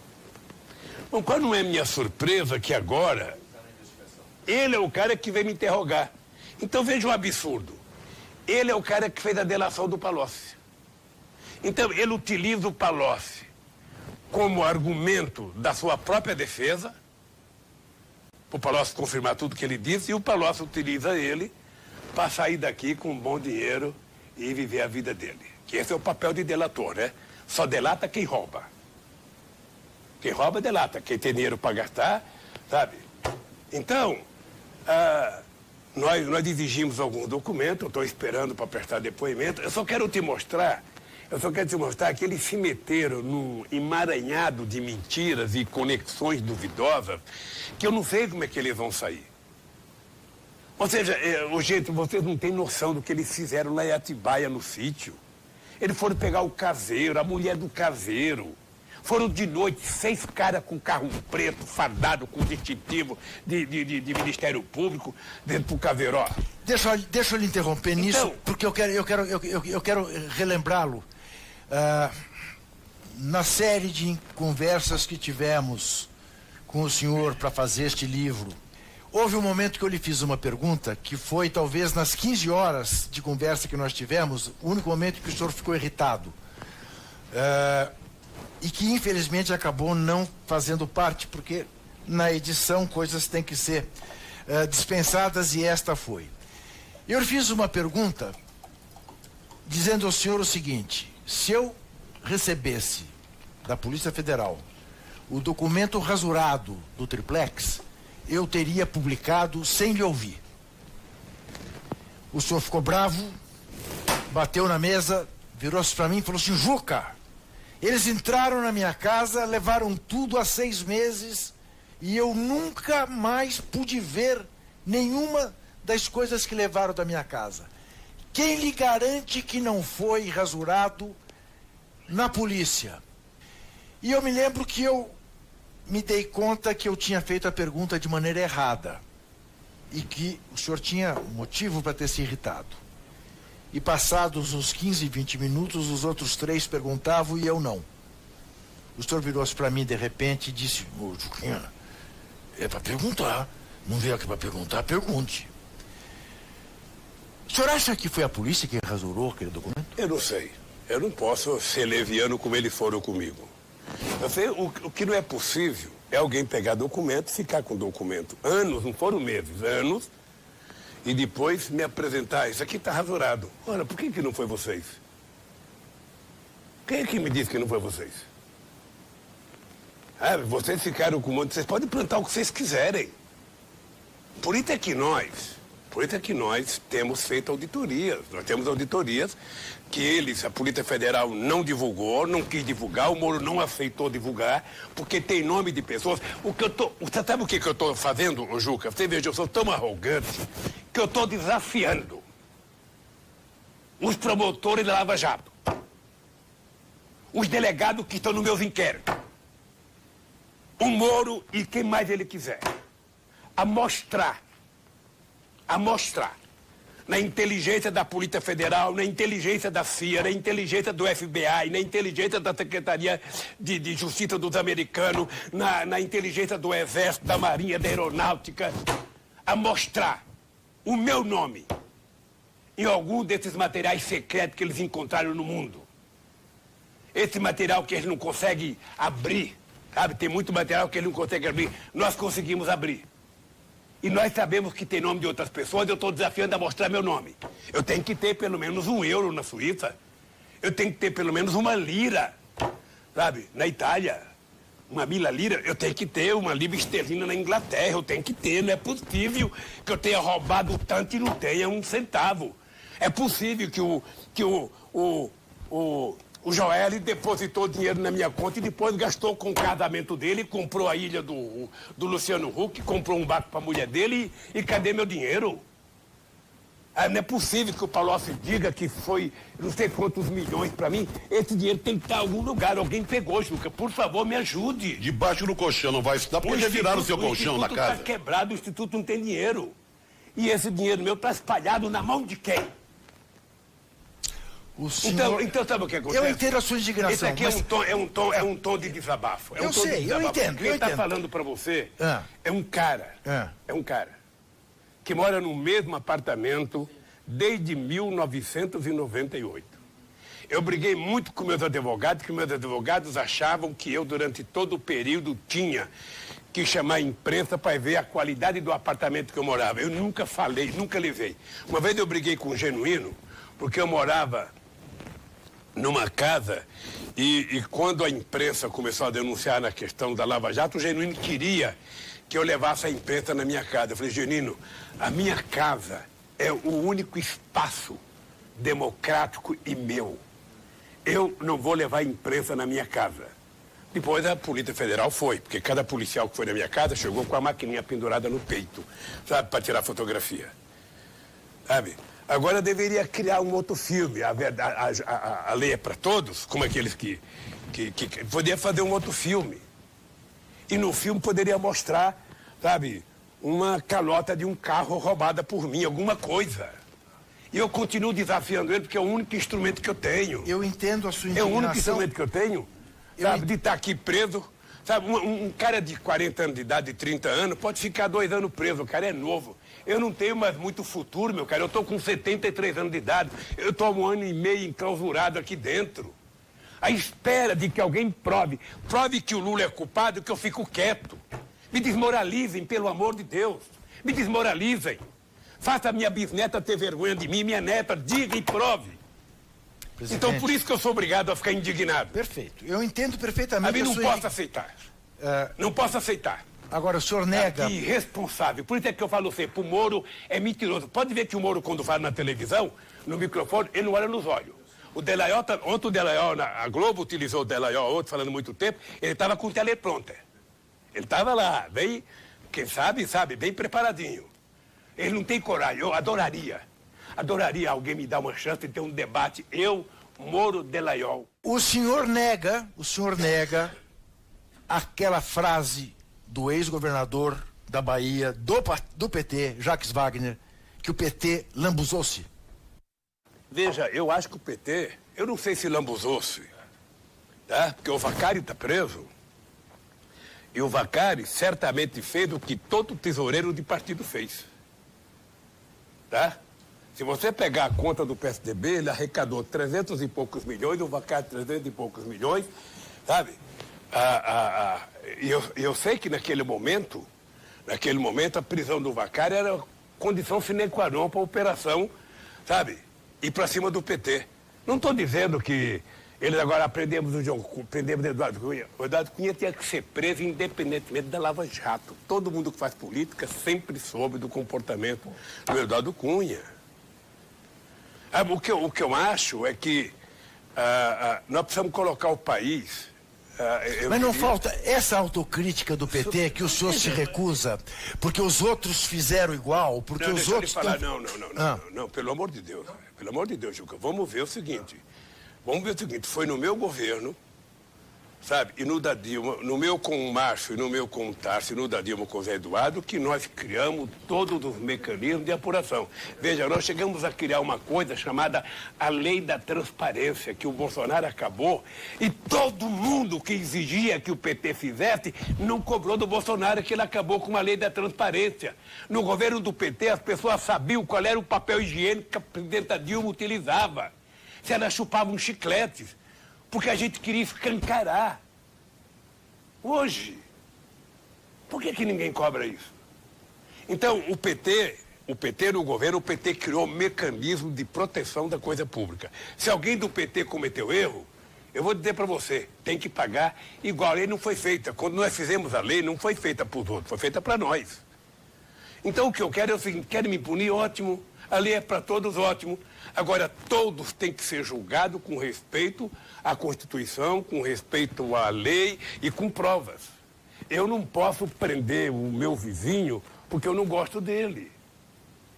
Então, eu estou há um ano e 2 meses aqui só querendo isso. Eu quero que leiam, eu quero que analisem, eu quero que digam o seguinte, bom, a chácara do Lula, sabe? O Lula influenciou na compra do avião da Dilma.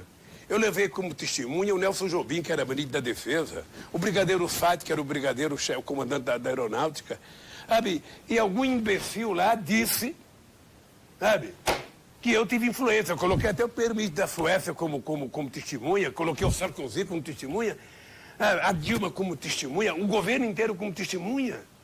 Porque, de repente, um cidadão inventa uma mentira e eu sou obrigado a correr atrás de justificar essa mentira. Então, na verdade, eu estou cansado de remar contra a maré. Eu queria um pouco uma maré, pelo menos, mansa. Eu tenho um bursita, não posso nem dar muita abraçada. Mas eu fico irritado, porque a disfarçatez com que a imprensa corrobora, gostou? Corrobora. Tá chique? Então corrobora com as mentiras, é uma coisa muito grave. Presidente, nós estamos aqui representando algumas outras pessoas também, que não têm essa oportunidade de entrevistá-lo. Trouxe aqui uma pergunta do Frei Beto, por exemplo. Outra do Mário Magalhães, que tem a biografia do Marighella é exemplar. Fantástico, né? eu li. Lá do filme foi liberado agora para Paris Filme e vai estrear em novembro. Pergunta aqui o Mário Magalhães, que está lançando um livro sobre 2018, é um livro muito importante, faz um balanço dos acontecimentos de um ano complicado para nós brasileiros. Aí ele fala de balanço aqui. Qual o seu balanço das nomeações feitas pelo senhor e pela presidenta Dilma para o Supremo Tribunal Federal? Que critérios foram considerados para as nomeações? Essa é uma pergunta importante. É uma pergunta extremamente importante. Primeiro porque você, quando vai ter que indicar uma vaga, você tem gente que apresenta currículo, você tem entidades que apresentam currículo, você tem, muitas vezes, instituições de advogado que apresenta currículo. É sempre um monte de gente que apresenta currículo. Às vezes vem currículos apresentados por entidades da própria OAB. E você faz uma operação, nem sempre é um cara só, às vezes é 5 caras, 6 caras, 7 caras, e todo mundo tem um bom currículo. Eu não me arrependo das pessoas que eu indiquei. Se a pessoa pensou que eu ia dizer, eu estou arrependido, não estou.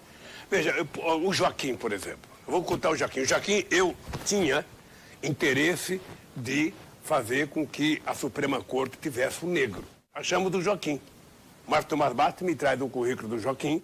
Baseado nisso, eu conversei com o Márcio, vamos indicar o Joaquim. Ele tinha currículo para ser. Sabe? Então não tem arrependimento. Você, quando... Você não sabe como é que as pessoas vão ser. A Carmen Lúcia, sabe? Eu indiquei a Carmen Lúcia. As pessoas que pediram pela Carmen Lúcia são pessoas importantes que vocês levaram em conta. O Aires Brito, quando ele foi... O Aires Brito foi motorista meu, quando ele era advogado do Sindicato dos Trabalhadores de Empresas Estatais de Sergipe. Eu fazia tempo que eu não via ele. Quando entra na minha sala, o Bandeira de Mello e o Fábio Comparato, dizendo, presidente, o senhor tem a chance de indicar o primeiro ministro da Suprema Corte de esquerda. Eu fiquei muito feliz. Aí fomos fazer uma análise, ele tinha currículo para ser ministro, tinha condições para ser ministro. Indiquei. Eu fui alertado depois pelo finado Zé Eduardo e pelo finado Marcelo Deda. Tome muito cuidado porque ele é muito vaidoso. Ele gosta muito de si mesmo. Ele se escreveu um livro, o título será Eu Me Amo. Sabe? Eu não levei muito em conta, indiquei. Eu acho que, como eu nunca indiquei pensando em favor pessoal, sabe? Eu acho que essas pessoas tiveram um papel importante na questão da célula tranco, sabe? Na reserva indígena, tiveram um papel importante na União Civil, nas cotas, sabe? Então, eu posso não concordar politicamente com alguma coisa, mas eu, sinceramente, sabe? O Toffoli era um companheiro que eu tinha uma boa amizade. O Toffoli foi advogado do PT eleitoral, sabe? O Direito, o Peluso aqui de São Paulo, eram cidadãos conservadores, mas que tinham uma conduta que eu não me arrependo. Se o cara às vezes vota uma coisa que eu não gosto, paciência, também não indiquei para eles votarem para mim. Eu nunca, e vocês podem conversar com eles, eu nunca pedi para eles, eu vou eleger você, mas você, quando eu precisar, você tem. Nunca. Quem fazia isso, que diziam que fazia, era o Antônio Carlos Magalhães, que juntava o desembargador lá no jantar da casa dele e todo mundo obedecia. Eu nunca fiz. Porque eu aprendi, sabe? Aprendi que se a gente respeitar a republicanidade das instituições, a gente só ganha com isso. Agora, eu espero que as pessoas pensem no Brasil. Mas esse pacto do qual faz parte o Dias Toffoli te surpreendeu. Não, o Toffoli cometeu um pequeno, grande engano. aparecendo numa reunião para fazer pacto. O presidente da Suprema Corte, ele não faz pacto. Ele tem que ficar na expectativa de que o governo faça o pacto com quem quiser e, na medida que houver um processo, ele vai julgar com o presidente da Suprema Corte. Então, ele não pode ser parte do pacto. Presidente, Ele na hora não que o pode senhor entrou, a reforma da Previdência. na hora que o senhor entrou aqui, o senhor, quando viu Trajano e eu, não sei se surpreendeu que fôssemos nós dois os entrevistadores, ou o senhor já sabia que seríamos nós dois, o senhor disse, pô, enfim, vou poder falar um pouco do Corinthians, e não falamos ainda do Corinthians, e temos mais 20 minutos aqui para nossa conversa. O senhor tem visto o Corinthians? Não, eu acho que vou falar do Corinthians, mas eu precisava falar um pouco do povo brasileiro, porque eu acho que a coisa é grave. O Corinthians é o seguinte, eu não sei o que está acontecendo com o Corinthians. O time do Corinthians é o mais fraco dos últimos tempos, sabe? O Carlyle consegue fazer milagre, eu, sinceramente, sabe? Eu nunca vi um cara fazer tanto milagre com tão pouco santo, sabe? Mas está indo, está indo. O melhor jogo que o Corinthians fez foi o jogo com o Flamengo da Copa Brasil. Foi o melhor jogo do ano, sabe? Mas eu acho que o Corinthians não está entre aqueles que disputam título este ano. Nós estamos sem dinheiro, não dá para comprar grande jogador, sabe? Vamos levando. Aliás, o futebol brasileiro está vivendo uma situação engraçada, né? Porque o Palmeiras está comprando jogador, tem 2 ou 3 em cada posição, ou seja, o Palmeiras se dá o luxo de comprar jogador para colocar na reserva, sabe? Então é um time que está um pouco acima do nível dos demais. Isso é inexorável. Para minha tristeza, o Palmeiras está um nível acima. Isso não implica, sabe, que ele vai ganhar também. Não implica. A exemplo do que o senhor fez na Copa do Mundo, o senhor vai comentar a Copa América? Eu não sei. Está convidado para repetir aquilo que foi feito na Copa. Eu vou ver. Eu acho que a seleção também não está... Eu fiquei triste de ver o estádio do Internacional vazio. 16 mil pessoas para ver a seleção brasileira. Eu fiquei triste. Também era preciso pensar bem a seleção brasileira, que você sabe que uma vez eu tive uma briga com meu querido companheiro Manuel da Conceição, que ainda mora em Imperatriz, está bem velhinho. E a gente estava em 82 numa reunião do PT lá em Bragança Paulista, ia começar o jogo do Brasil, acho que era da Copa do Mundo. E eu queria assistir, mandei colocar a televisão na sala, e o Manuel da Conceição tinha saído do exílio há pouco tempo. Mulher, vamos virar as costas. Eu falei, querido, ó, contar uma coisa pra você quer virar as costas, você vira, você quer sair da sala, você sai. Eu vou ver o jogo do Brasil. Eu gosto de futebol e veja, eu não quero que a seleção perca nunca.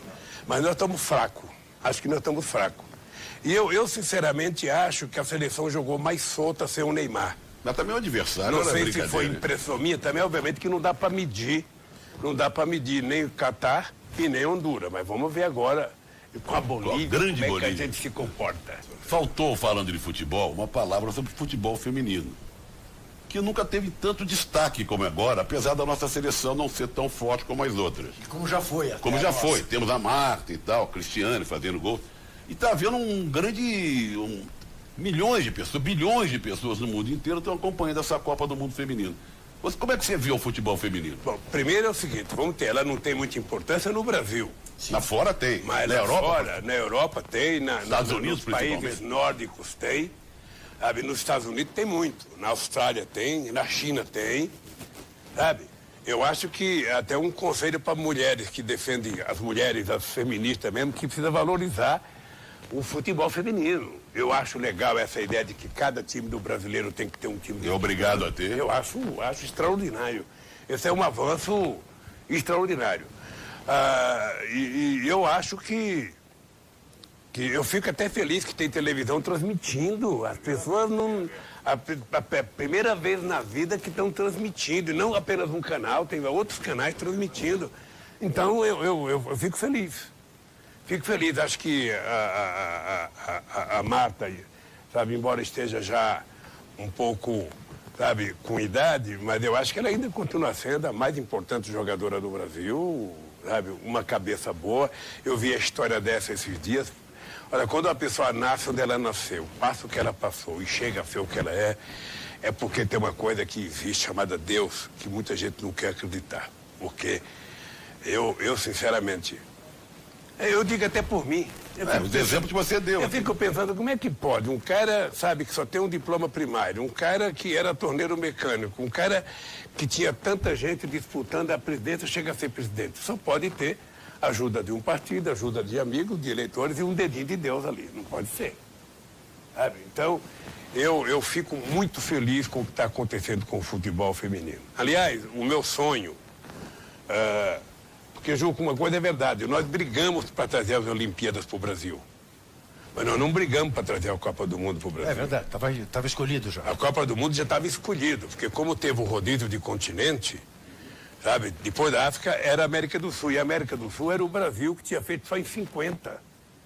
Tá? Uma coisa que eu queria pedir para você, eu sei que você de vez em quando faz críticas duras, mas eu queria que você fosse ao Tribunal de Contas da União, procurasse um ex-ministro do Tribunal de Contas chamado Valmir Campelo, sabe, que foi o ministro designado para apurar a corrupção na Copa do Mundo nos estádios. E eu estou dizendo isso, Juca, porque eu o procurei e tem um relatório feito por ele. Ele não aponta denúncia de corrupção nos estádios? Eu teve um tempo, essa história eu não te contei, eu teve um tempo que eu chamei para conversar. Senhor Roberto Setúbal, que era patrocinador. A Ambev, que era patrocinadora. Seu João Roberto Marinho, que era o responsável pela transmissão. E depois eu fui a Brasília conversar com a Dilma. Ou seja, porque a Copa do Mundo estava sendo avacalhada. E ninguém estava defendendo. Eu fui dizer pro pessoal, falava pro Banco Itaú, você está fazendo propaganda para quê? Por que você não capricha na propaganda para motivar a sociedade a... Parecia que havia o objetivo de destruir a Copa do Mundo. Eu acho que a seleção brasileira tomou aquele 7-1. Como é que o jogador recebe o público inteiro mandando uma presidenta ir para aquele lugar? Eu nunca tinha visto aquilo. Nunca tinha visto aquilo na minha vida. E não tinha um negrinho para a gente dizer, tem um negro. É plural o estádio. Sabe? Então, eu até queria, como você é um cara muito interessado nisso, e eu sei das tuas brigas para moralizar o futebol, mas era importante, porque o Tribunal de Contas designou um ministro para investigar a corrupção na Copa do Mundo, e o relatório dele é que não tem corrupção. E no imaginário da opinião pública tem corrupção em tudo quanto é lugar. Então eu queria te dizer isso porque eu fui atrás. Ok, eu vou atrás. Sabe? O nome do ministro... Valmir Campelo, Conheço esse nome. Eu achei um exagero ter aquele número de sedes.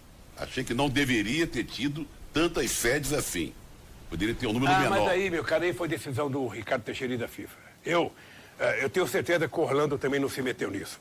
Porque, por mim, sabe, se entrasse Mato Grosso, seria o Mato Grosso do Sul, onde tem a maioria do Pantanal. Se entrasse o estado do Norte, não deveria ter sido a Amazônia, deveria ter sido o Pará, que é onde tem muito mais futebol do que a Amazonas. Você poderia ter colocado Santa Catarina, sabe, que tinha naquele tempo 4 times no Brasileirão. E eu acho que 8 estádios. Estava de bom tamanho. Juca, eu nunca quis estádio pro Corinthians da Copa do Mundo. É uma Você defendeu o Morumbi, eu tenho certeza disso, eu vi eu isso. defendi o Morumbi, eu levei o Serra, levei o Kassab, o Juvenal, o Ricardo Teixeira, o Blatter. Tem que ser o Morumbi, tá pronto o Morumbi. Isso eu sei, isso eu sou E agora vai servir para a Copa América. Vai, abre abertura. Eu sou Não testemunha, é uma olha aqui. vergonha. Qual é a pergunta do Frei Beto? Vai do Frei Beto. bom. Tem a ver com Vaza Jato. Você considera Vaza Jato um ato de justiça suficiente para você? E por quê? Olha, deixa eu te falar, qualquer coisa que venha a público, que possa fortalecer aquilo que eu venho dizendo, eu não estou dizendo agora. Não é o Intercept que está me obrigando a dizer isso. Eu venho dizendo isso antes de ser julgado, antes de ser condenado e antes de ser preso. Eu sou inocente. E desafio meus acusadores a mostrar uma prova concreta. Coloquei me incluir na ficha limpa. Mesmo estando na ficha limpa, quando chegou o processo eleitoral, eu tinha certeza, meu caro Frei Beto, que eu ganharia as eleições aqui de dentro da cadeia. Eu tinha certeza que eu ganharia as eleições aqui dentro da cadeia. Quando eu fui pego de surpresa, porque os meus advogados todos me orientavam, olha, Lula, não há como, pela legislação eleitoral, eles evitarem que o teu nome vá até a urna. Você vai concorrer sob júdice. Se eles quiserem te caçar, vão te caçar depois, antes de você se diplomar. Então, essa era a convicção que eu tinha dos meus advogados aqui dentro. Tá? Aí vem o Barroso e toma aquela decisão que tomou, que eu não podia concorrer sob júdice. Então... Mas, de qualquer maneira, respondendo ao Frei Beto, se trata também de um ato de justiça que começa a acontecer. Não, veja, é porque, como eu vinha dizendo da minha inocência, tinha gente que achava, Lula, não briga com o Moro. Eu falava, eu não estou brigando com o Moro, eu estou brigando com o mentiroso. Ele não merece ser juiz. Ele é pedante, ele é arrogante, olha a cara dele na televisão. Ele, porque foi fazer um cursinho rápido, pensa que é importante. Sabe? Ele que cuide do cursinho dele.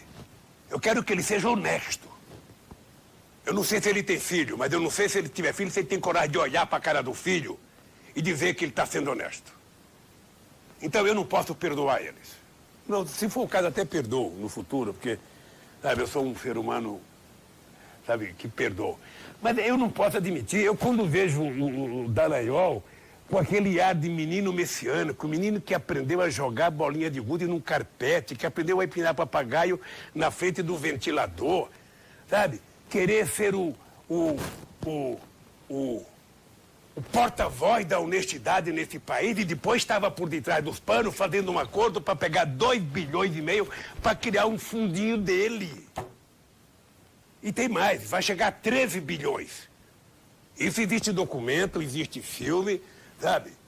Na hora certa, como aconteceu agora com o Glenn, na hora certa vai acontecer muita coisa nesse país. Eu, como vou viver até 120 anos, eu sinceramente, eu tô preparando para isso. Não, eu tô achando que Deus vai me dar uma colher de chá. Peraí, pô. Um cara que passou pelo que eu passei, sabe? Um cara, sabe, que ficou viúvo 2 vezes. Eu sou biviúvo. Eu fiquei viúvo, fiquei 2 anos com a Lourdes, ela morreu, depois da Marisa eu fiquei 43 anos, ela morreu. Agora estou pensando em casar outra vez, não é possível. Eu, se fosse essa moça, tomava muito cuidado. Não, eu acho que ela tem que ter cuidado, mas eu quero que o juiz, sabe o seguinte, o meu futuro não é mais de 30 anos, meu futuro é pouquinho. Você sabe que quando a gente é novo, a gente não pensa na morte, né? A gente não pensa. Nada vai acontecer. Nada, você não pensa. Agora que eu estou com 73 anos de idade, eu fico vendo.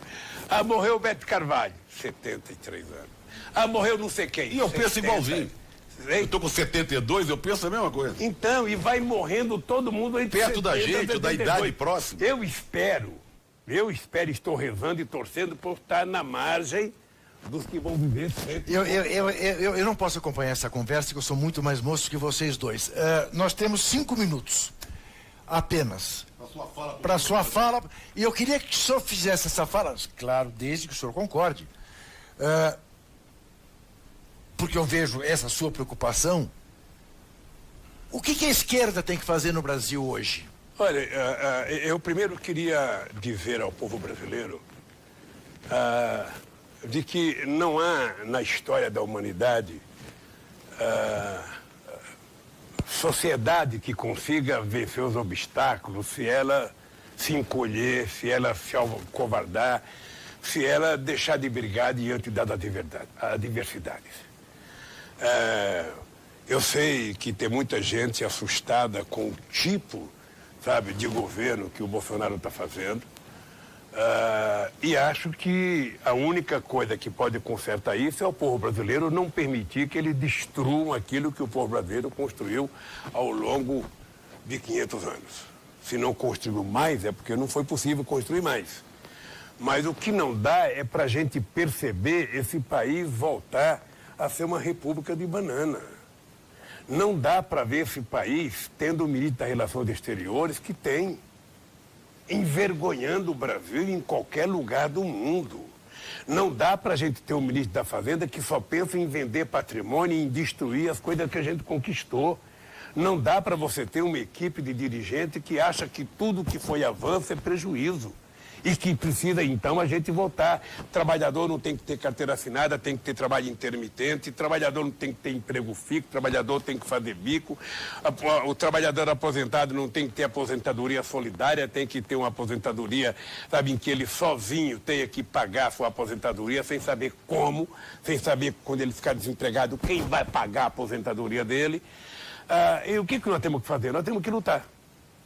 Eu acho que os partidos de esquerda é muito difícil a gente fazer, é fácil a gente falar, mas precisa construir um programa mínimo. Eu acho que o programa mínimo ele se dá em torno de uma coisa chamada soberania nacional.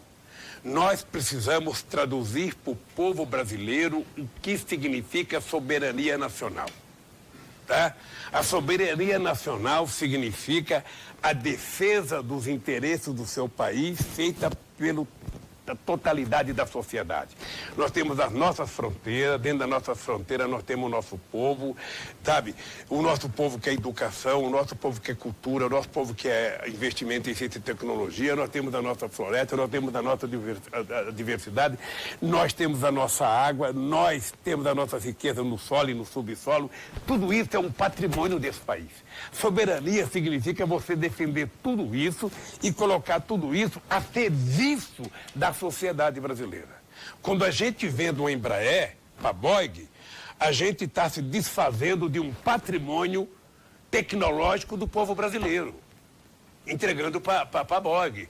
Quando a gente começa a entregar o pré-sal, a gente está entregando a possibilidade desse povo ter um futuro melhor, de utilizar o dinheiro para investir na formação, na educação, em pesquisa, em ciência e tecnologia.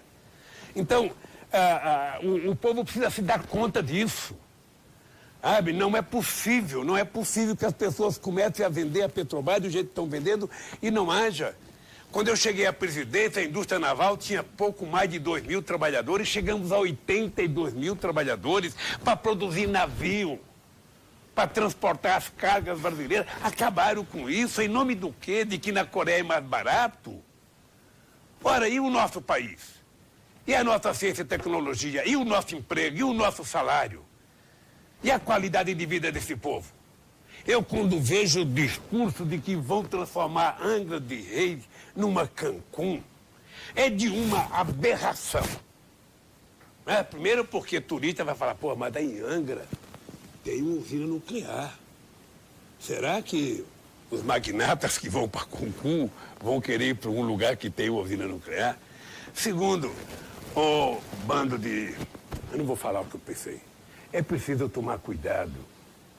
Angra é bonita do jeito que ela está, do jeito que o povo gosta. O que precisa, na verdade, é permitir que aquelas ilhas sejam utilizadas e visitadas pelo conjunto da sociedade brasileira. Então, eu queria dizer, Trajano, de todo o coração, olha, não há nenhuma razão para a gente não levantar a cabeça e não brigar. Não, se você tivesse um governo bom, eu digo sempre o seguinte, era difícil fazer oposição quando a direita elegeu Fernando Henrique Cardoso. Porque todo mundo era um social-democrata, cara da USP, cara qualificado, então era difícil a gente ser contra. Mas ao Bolsonaro, a gente não tem por que não ser contra. Ele é tudo diferente do que a gente pensa.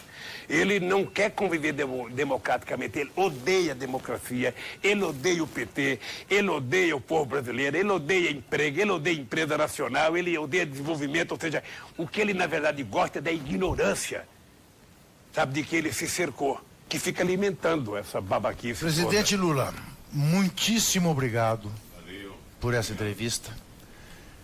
Espero que a próxima a gente possa fazer com o senhor em liberdade. A da penúltima foi assim, né? Exatamente, a penúltima foi assim. E alerto que em seguida começa o Entrevistas, hoje com o presidente da CUT, Wagner Freitas, falando exatamente da greve geral do dia 14, da greve geral de amanhã. Até já.